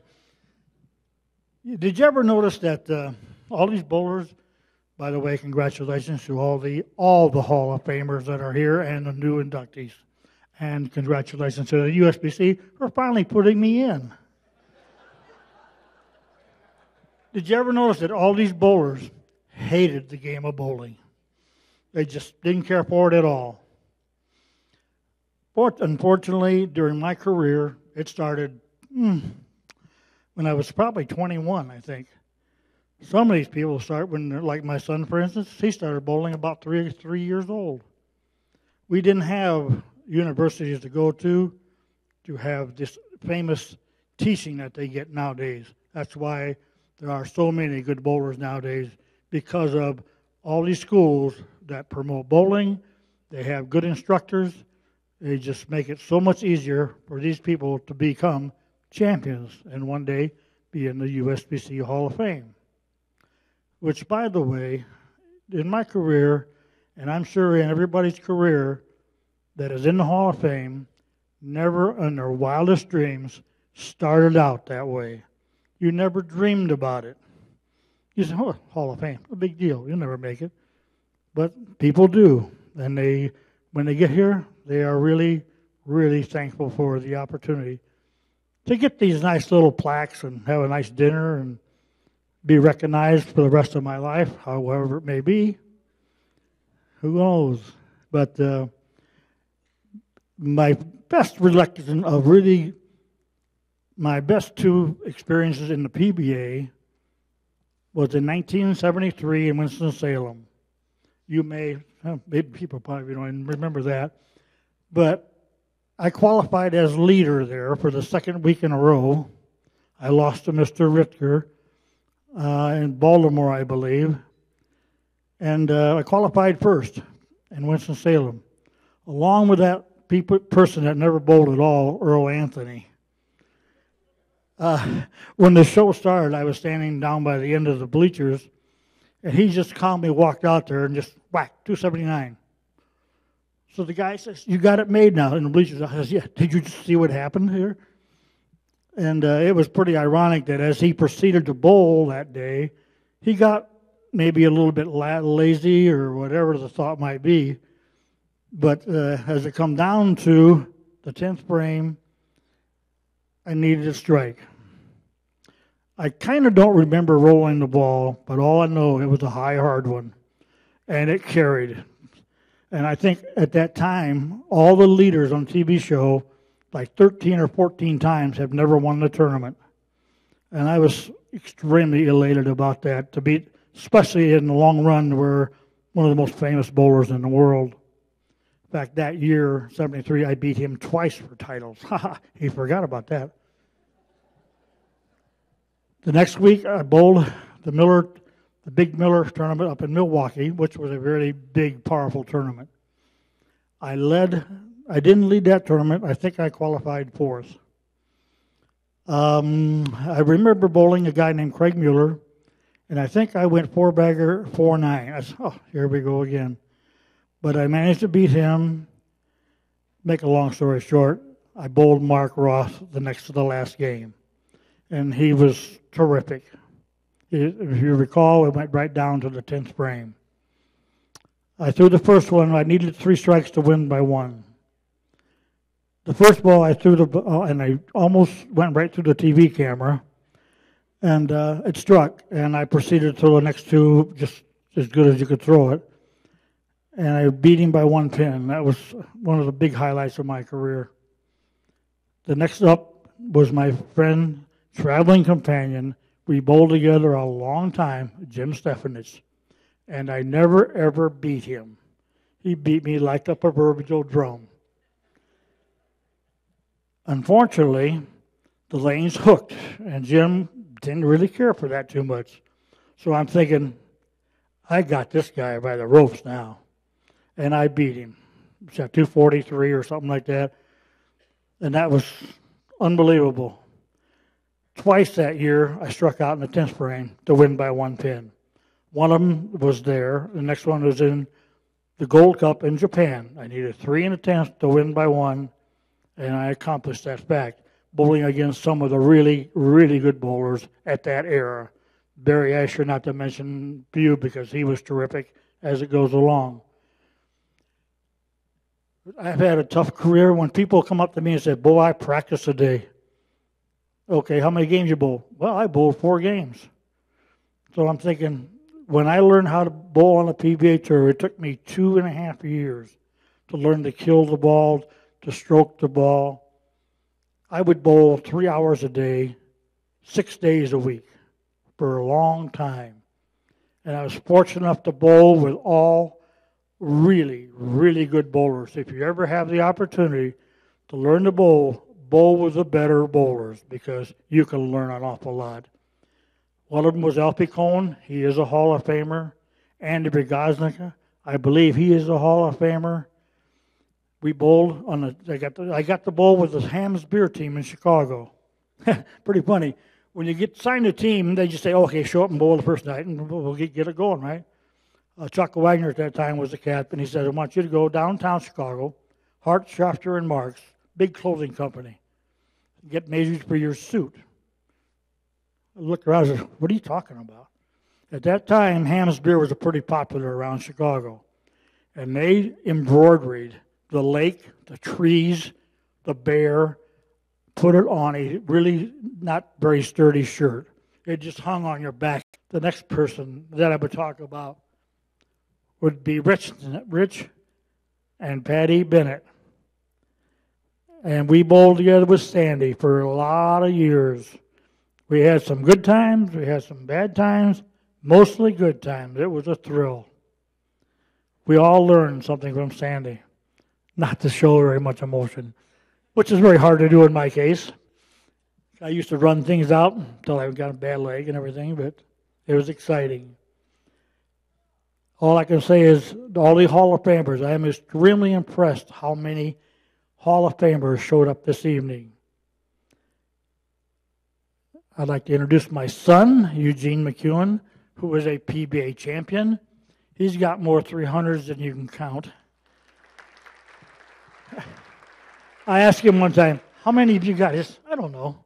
I said, "God." He was bowling in South Point a couple years ago. For 9 games, he averaged 276. That's 800, 800, 800. I said, "Are you crazy?"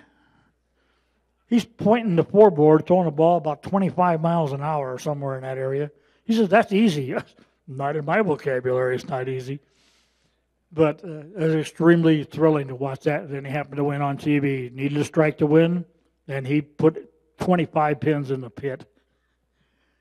I'd like to thank everybody for showing up tonight. I hope you're all having a good time. Thank you very much.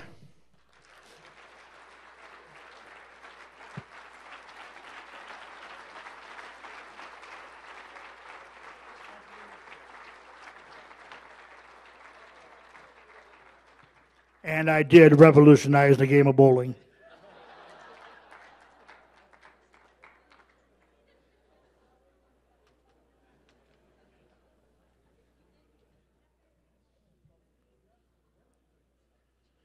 Congratulations again, Don.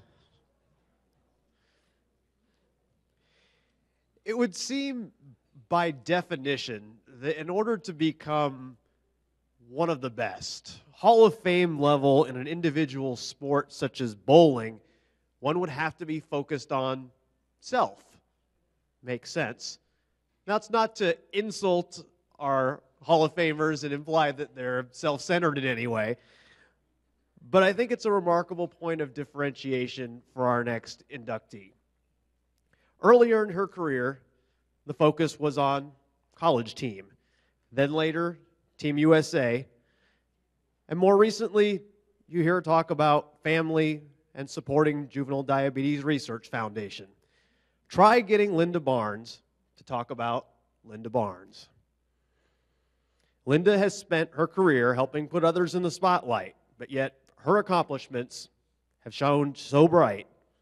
Lynda Barnes' career speaks for itself.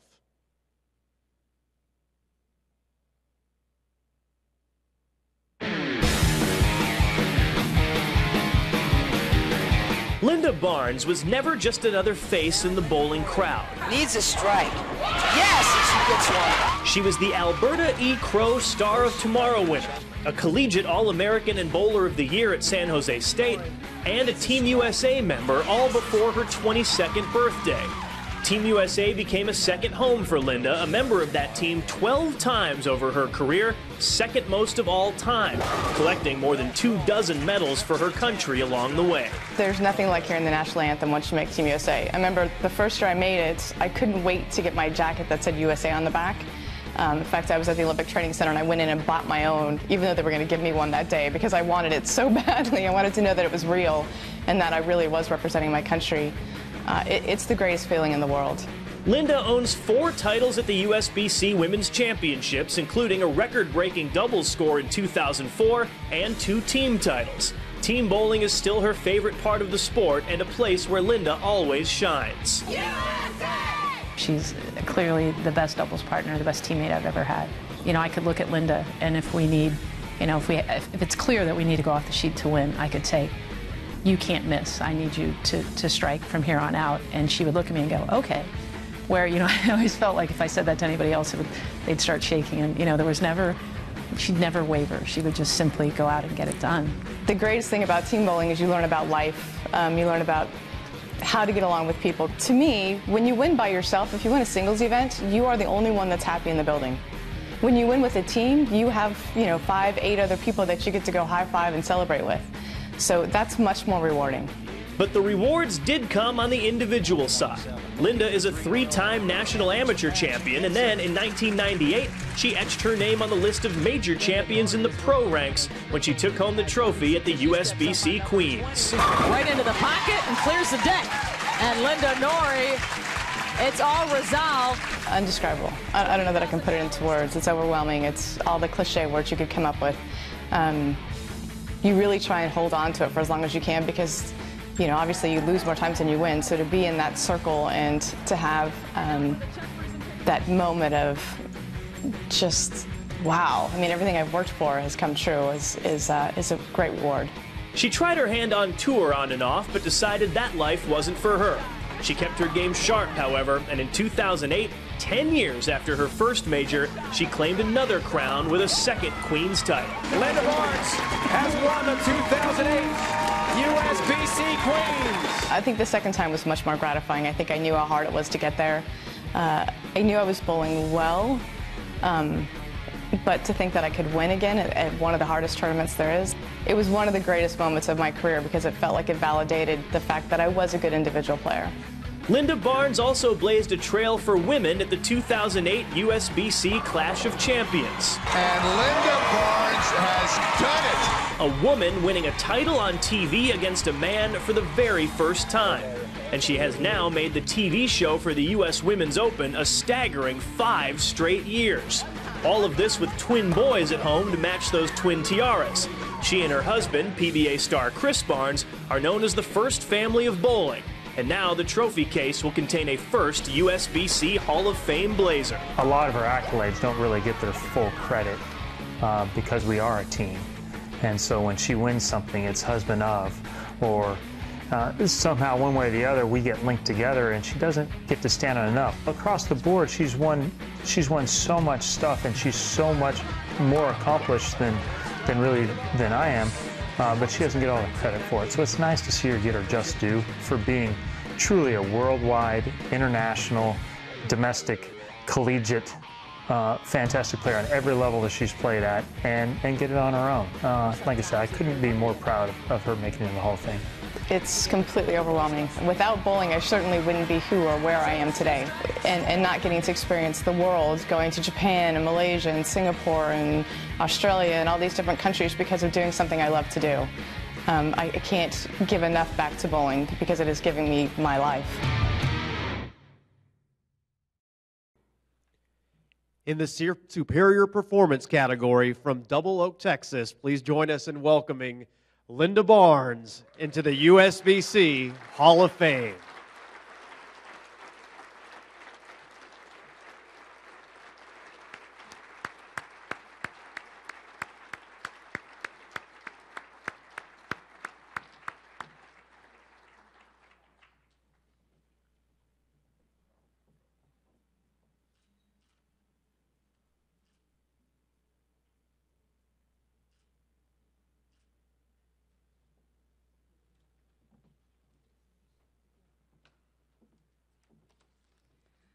Wow, okay, we're here, and I'm in this jacket.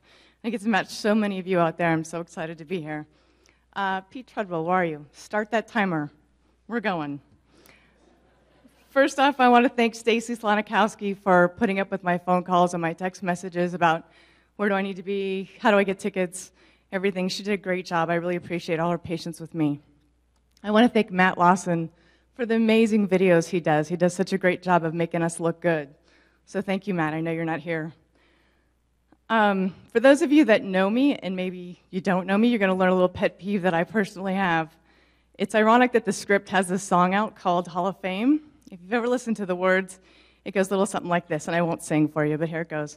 Standing in the Hall of Fame, and the world's going to know your name. I'll be honest with you, I really don't care if the world knows my name. I just want the bowling world to spell it right. It's L-Y-N-D-A. So let's all get that, okay? Hall of Fame, L-Y. So let me tell you a little bit about what my family's been through in the last couple months.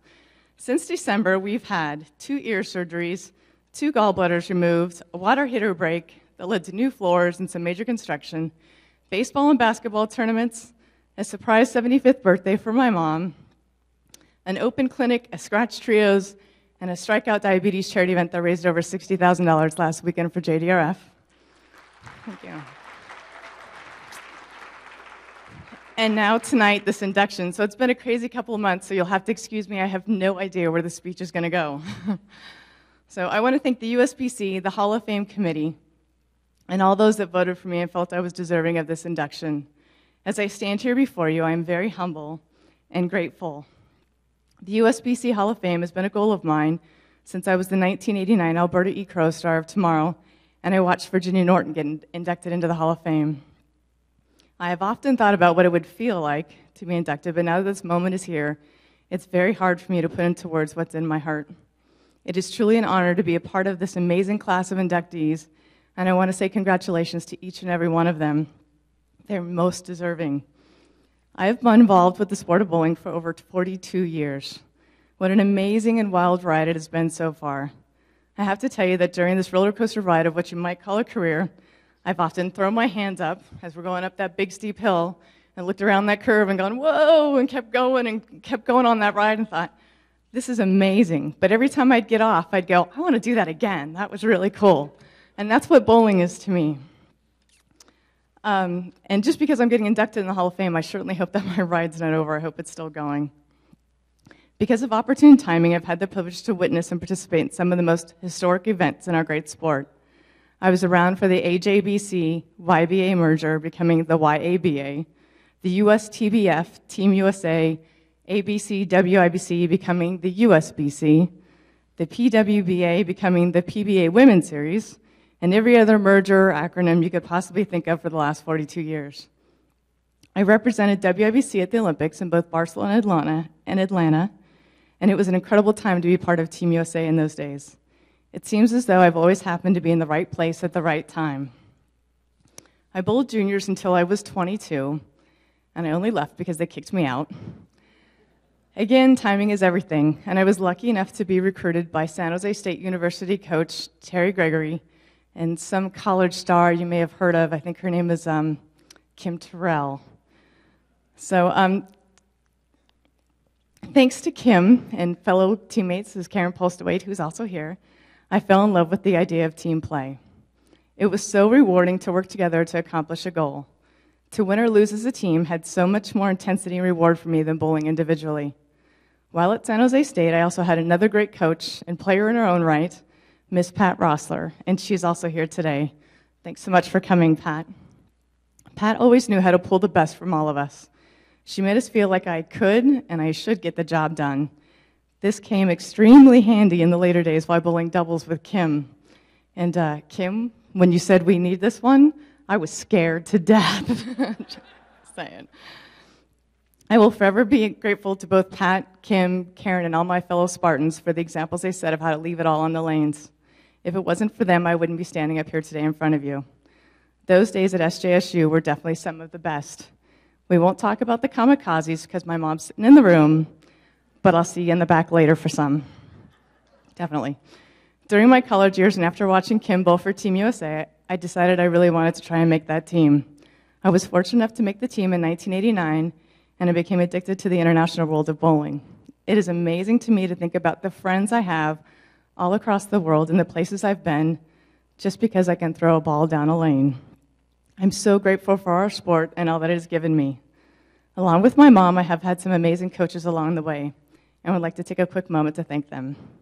Fred Borden, Jerry Edwards, who helped me win the World Cup, Susie Reichley, Pat Costello, Gordon Vatican, Sam Baca, Dr. Dean Hinnitz, and my current coach, Mark Baker, with whom I work with and talk to as often as possible. I can't thank these people enough for what they've given to me. I'd also like to thank the various companies that I've been affiliated with over the years. Brunswick, Turbo, Mr. and Mrs. Bill Chrisman with Storm, and most currently, Jim Nesbitt from Vice, and my favorite boss of all time, Bugsy Kelly from Columbia 300. Being on staff always made for a great team atmosphere, and I was always grateful that someone believed enough in me to put me on their team. However, there was one gentleman, and there's always one, right? He told me one time when we were talking about a contract, and he sat down with me and said, you know, I'm not sure that I can give you what you want because you might just be a one-hit wonder. Well, to that man, who's in this room tonight, not to mention any names, Bill Sepper, I'd like to say thank you for the motivation, and I'm standing up here today.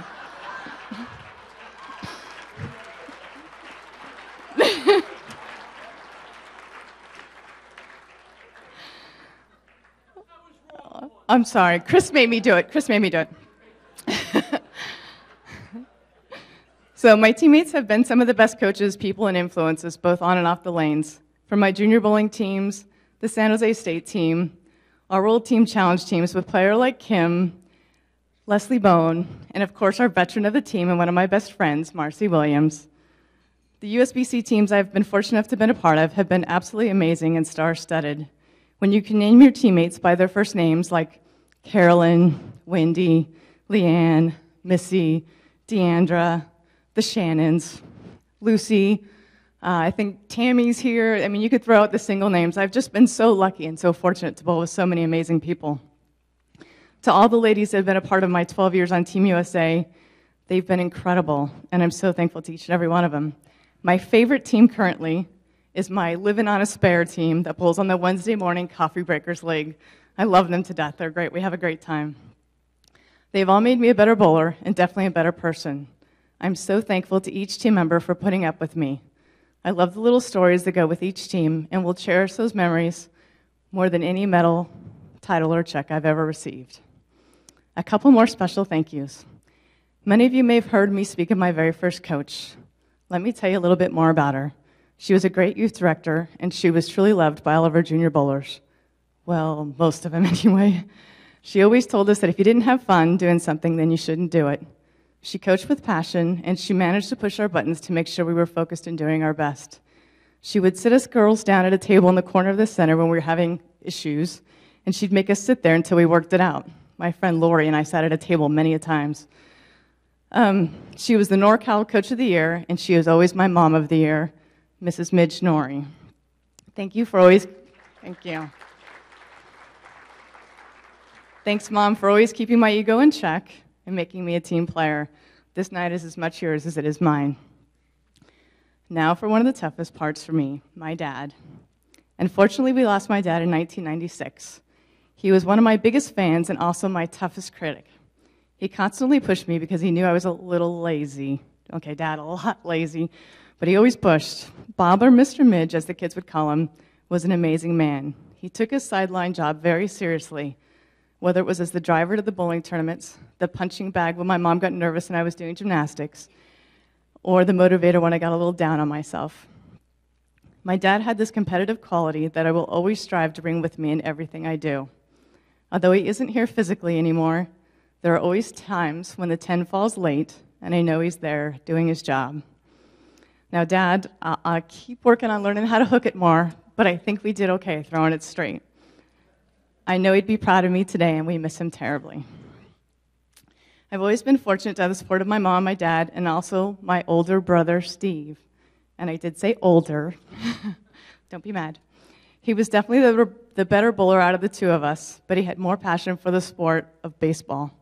He was my role model and my best friend while I was growing up. That is until he got old enough to discover girls, and then he had something else he had to go do. Seriously, he's always been an amazing supporter and the best big brother a girl could ask for. He could have been that jealous brother that held a grudge, but instead he was one that would go to work and brag about what his little sister was doing. I will always be thankful for all that you are and for having you as my brother. Steve, Mom, please stand really quickly so everybody can give you a round of applause for the recognition you deserve.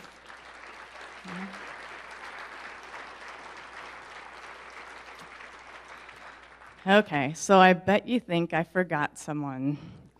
You might have heard of him. His name's Chris, and he's some bowler guy. Seriously, Chris and I met briefly in college, and I must say I wasn't a huge fan at first. Sorry. He was all those things I wasn't. He was confident, some might say overly so. He was versatile, and he was willing to lay all his passion for the sport out on the line for all to see. I was fortunate enough to see another side of him during our time together on Team USA, and I'm so grateful that although I put my tennis shoes on and ran the other direction, he chased me. He has taught me so much, the idea that it was okay to want to win, and it was okay to be disappointed if you didn't. He taught me about the puzzle that is the game of bowling. If I could put the pieces what the oil pattern was doing, match it up with the correct bowling ball, along with the physical game and the mental game, and on and on and on, then I had an opportunity to win every time I stepped out onto the lane. He shows me daily that the responsibility of success is in my own hands, and that bowling is much more than just hoping it's a good day on the lanes physically. Thank you, Chris, for taking this amazing ride with me and for always believing in me. You truly are the best doubles partner in life. Just not on the lanes. We don't bowl good together. Yeah, not so much. Most importantly, together we have achieved the greatest prize ever, parenthood. Our 10-year-old twin boys, Ryan and Troy, are truly the best thing we've ever accomplished. Unfortunately, the boys have school, baseball, and basketball, so they aren't here tonight. But I know that because of this induction, they now realize that, yes, Mom did bowl too. Ryan is right-handed and Troy is left-handed, so we know the Barnes boys will truly never be shut out at a bowling tournament. Honestly, they put a whole new perspective on what life is about, and there is not a day that goes by that I'm not incredibly grateful to be a part of their lives.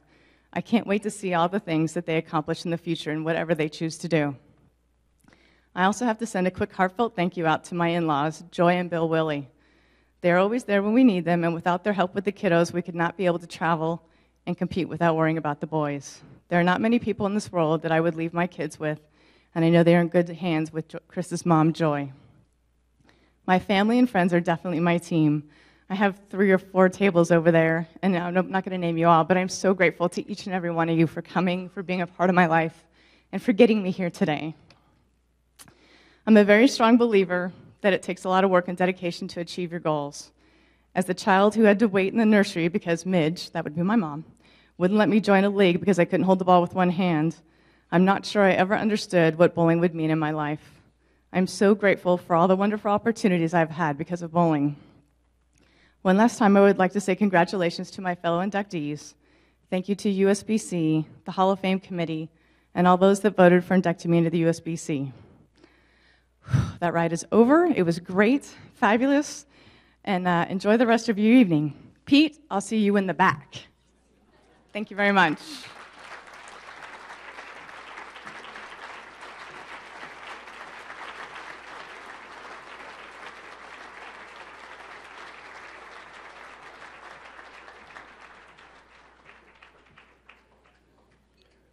Congratulations again, Lynda.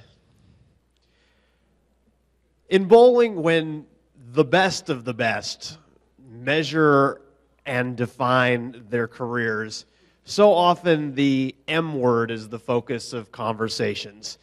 Let's face it, for most of us, the idea of winning a PBA title of any kind is beyond our wildest dreams, and certainly an amazing accomplishment. But it's the majors that separate Hall of Famers from the rest.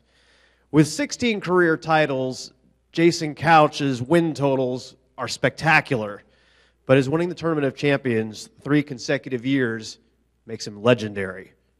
Let's take a look at Jason Couch's career.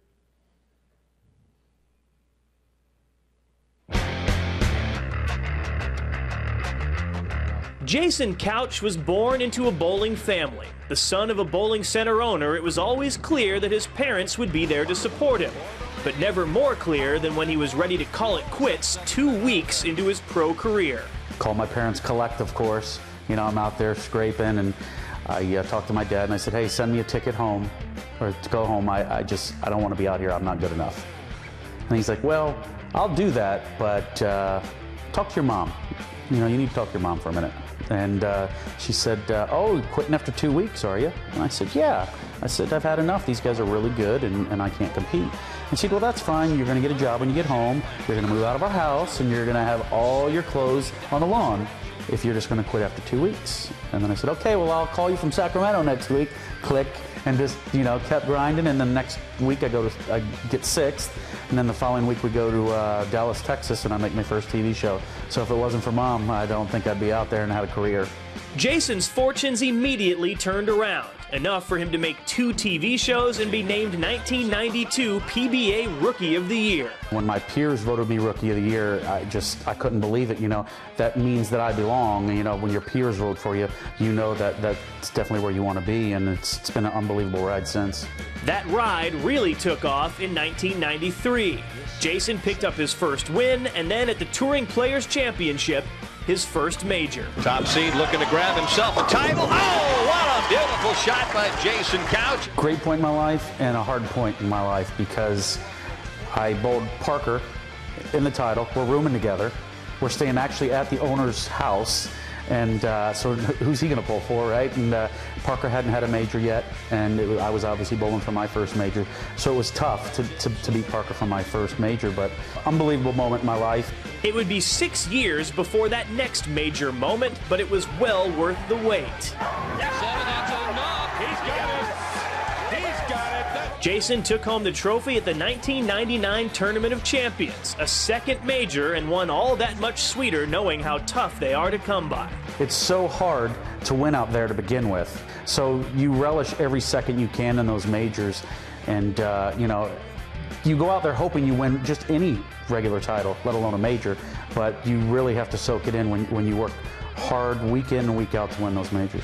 Jason won the Tournament of Champions again the next season. Then, after the event took a 1-year hiatus, Jason Couch made it 3 straight at the TOC, matching Earl Anthony as the only bowlers in PBA history to win the same major 3 times in a row. History in Connecticut today. It's hard to think about it. You know, Earl's achievements were unbelievable. You know, he was my idol growing up, and he'd won the PBA National, you know, three straight times in a row. And I think he won it 5 or 6 times. So just, you know, there's no comparing anybody to Earl. And but it was just phenomenal. You know, it's just hard to believe when I look back at it that I won that event 3 times. It's not hard for the rest of the bowling world to believe. Jason Couch is known as a hard worker with a game that at times seems unstoppable. I think the thing that makes Jason so good is, one, the fact that he has that will to win. Okay, he's going to go out there and he is going to figure out a way to beat you senseless with his bowling ball. The second thing is the fact of how powerful his ball is. You know, and I know we've got a lot of power in today's game with players that have come out on tour over the last 10 years. But when you look at Jason Couch, when he came out in the early 90s, his ball definitely could do a lot of talking. The thing that I'll remember most about Jason Couch was his tenacity on the lanes. And that's something that's kind of hard to teach people. You know, he had a lot of guts and he had a lot of grit. And because of that came a lot of glory. 16 titles, 4 of the majors, and now with the Hall of Fame next on the agenda, Jason looks back at his career with a lot to be thankful for.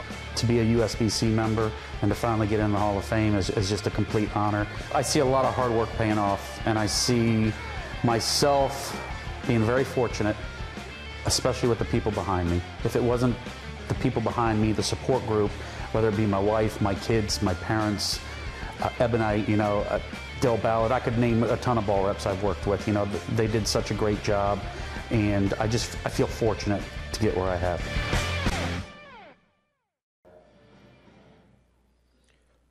Certainly sorry we didn't get to hear from Parker and Randy in that, but that takes nothing away from this fabulous moment when we introduce in the category of superior performance from Claremont, Florida. Please join us in welcoming Jason Couch into the USBC Hall of Fame.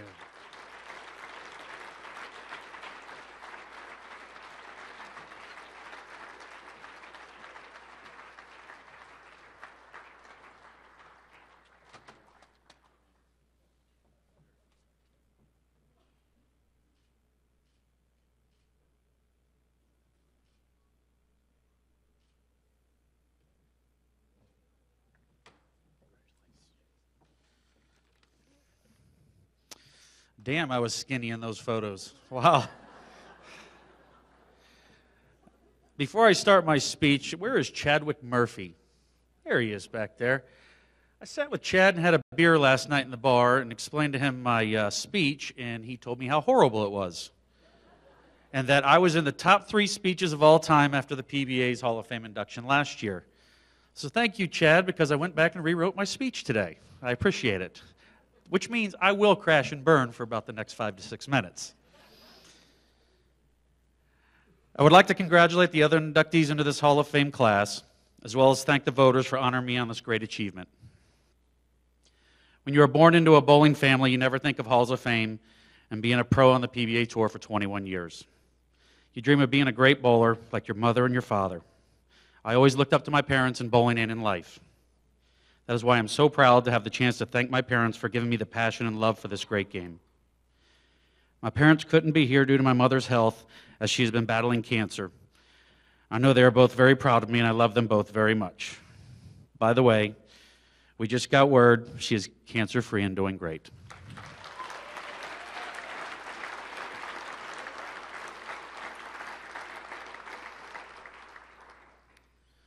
I have spent all of my life in bowling and continue to love this game for what it has done for me.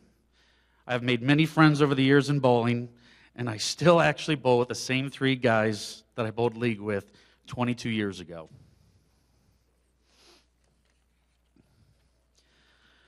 The bowling industry has many great people involved in it, and I'm grateful to say I have met so many of you. I would like to say thank you to one special person. He won't get bashed all night. I'd like to thank Mr. Bill Supper. I'd like to thank Bill for taking a chance on me, on some punk kid from Winter Garden, Florida that hadn't achieved anything. It was my friend Dave Wadka that is with me here tonight that told Bill Supper, you might want to keep an eye on this kid, he's not bad.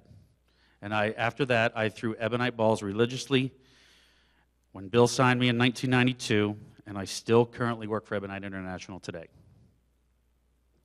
I would also like to thank my friends sitting with me tonight, Mr. Lenny Nicholson, Hal Roberts, Laura Beckel, Bugsy Kelly, Rich Hansen, Dave Wadka, and especially the best person in my life and my soulmate, my wife, Kim.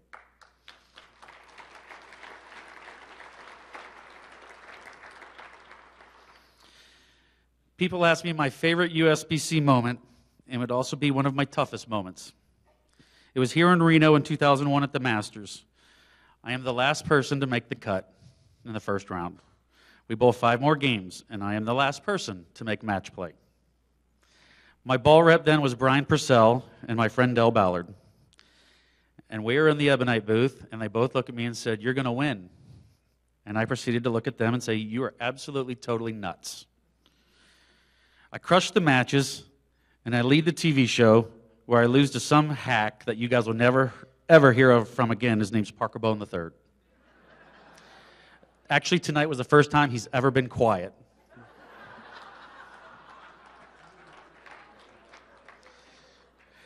I was very happy for Parker, but to never win the Masters was awfully tough for me. On a side note, I had a five-bagger going, which some of us still remember actually throwing five-baggers. And I stone-nined to actually lose the Masters to Parker. And my buddy Dave comes back and he says, what happened? I wasn't at the TV show. What happened? And I said, those damn twister pins, I hate them. I stone-nined to lose the Masters. Well, guess who sells twister pins for Ebonite International? That would be this guy. Thank you so much for that.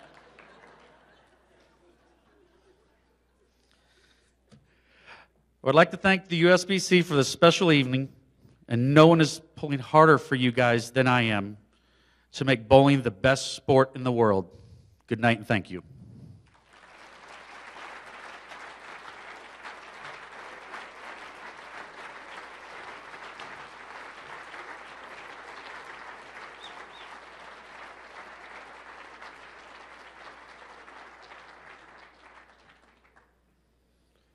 Congratulations again to Jason. And we want to let everybody know that all of the videos that Matt Lawson produced today can be found on USBC's Bowl TV YouTube channel. That's youtube.com/BowlTV. And I promise that it includes the proper audio so you can see Jason's induction piece. Ladies and gentlemen, that concludes tonight's 2013 USBC Hall of Fame induction ceremonies. Again, another round of applause of congratulations to all of our new members.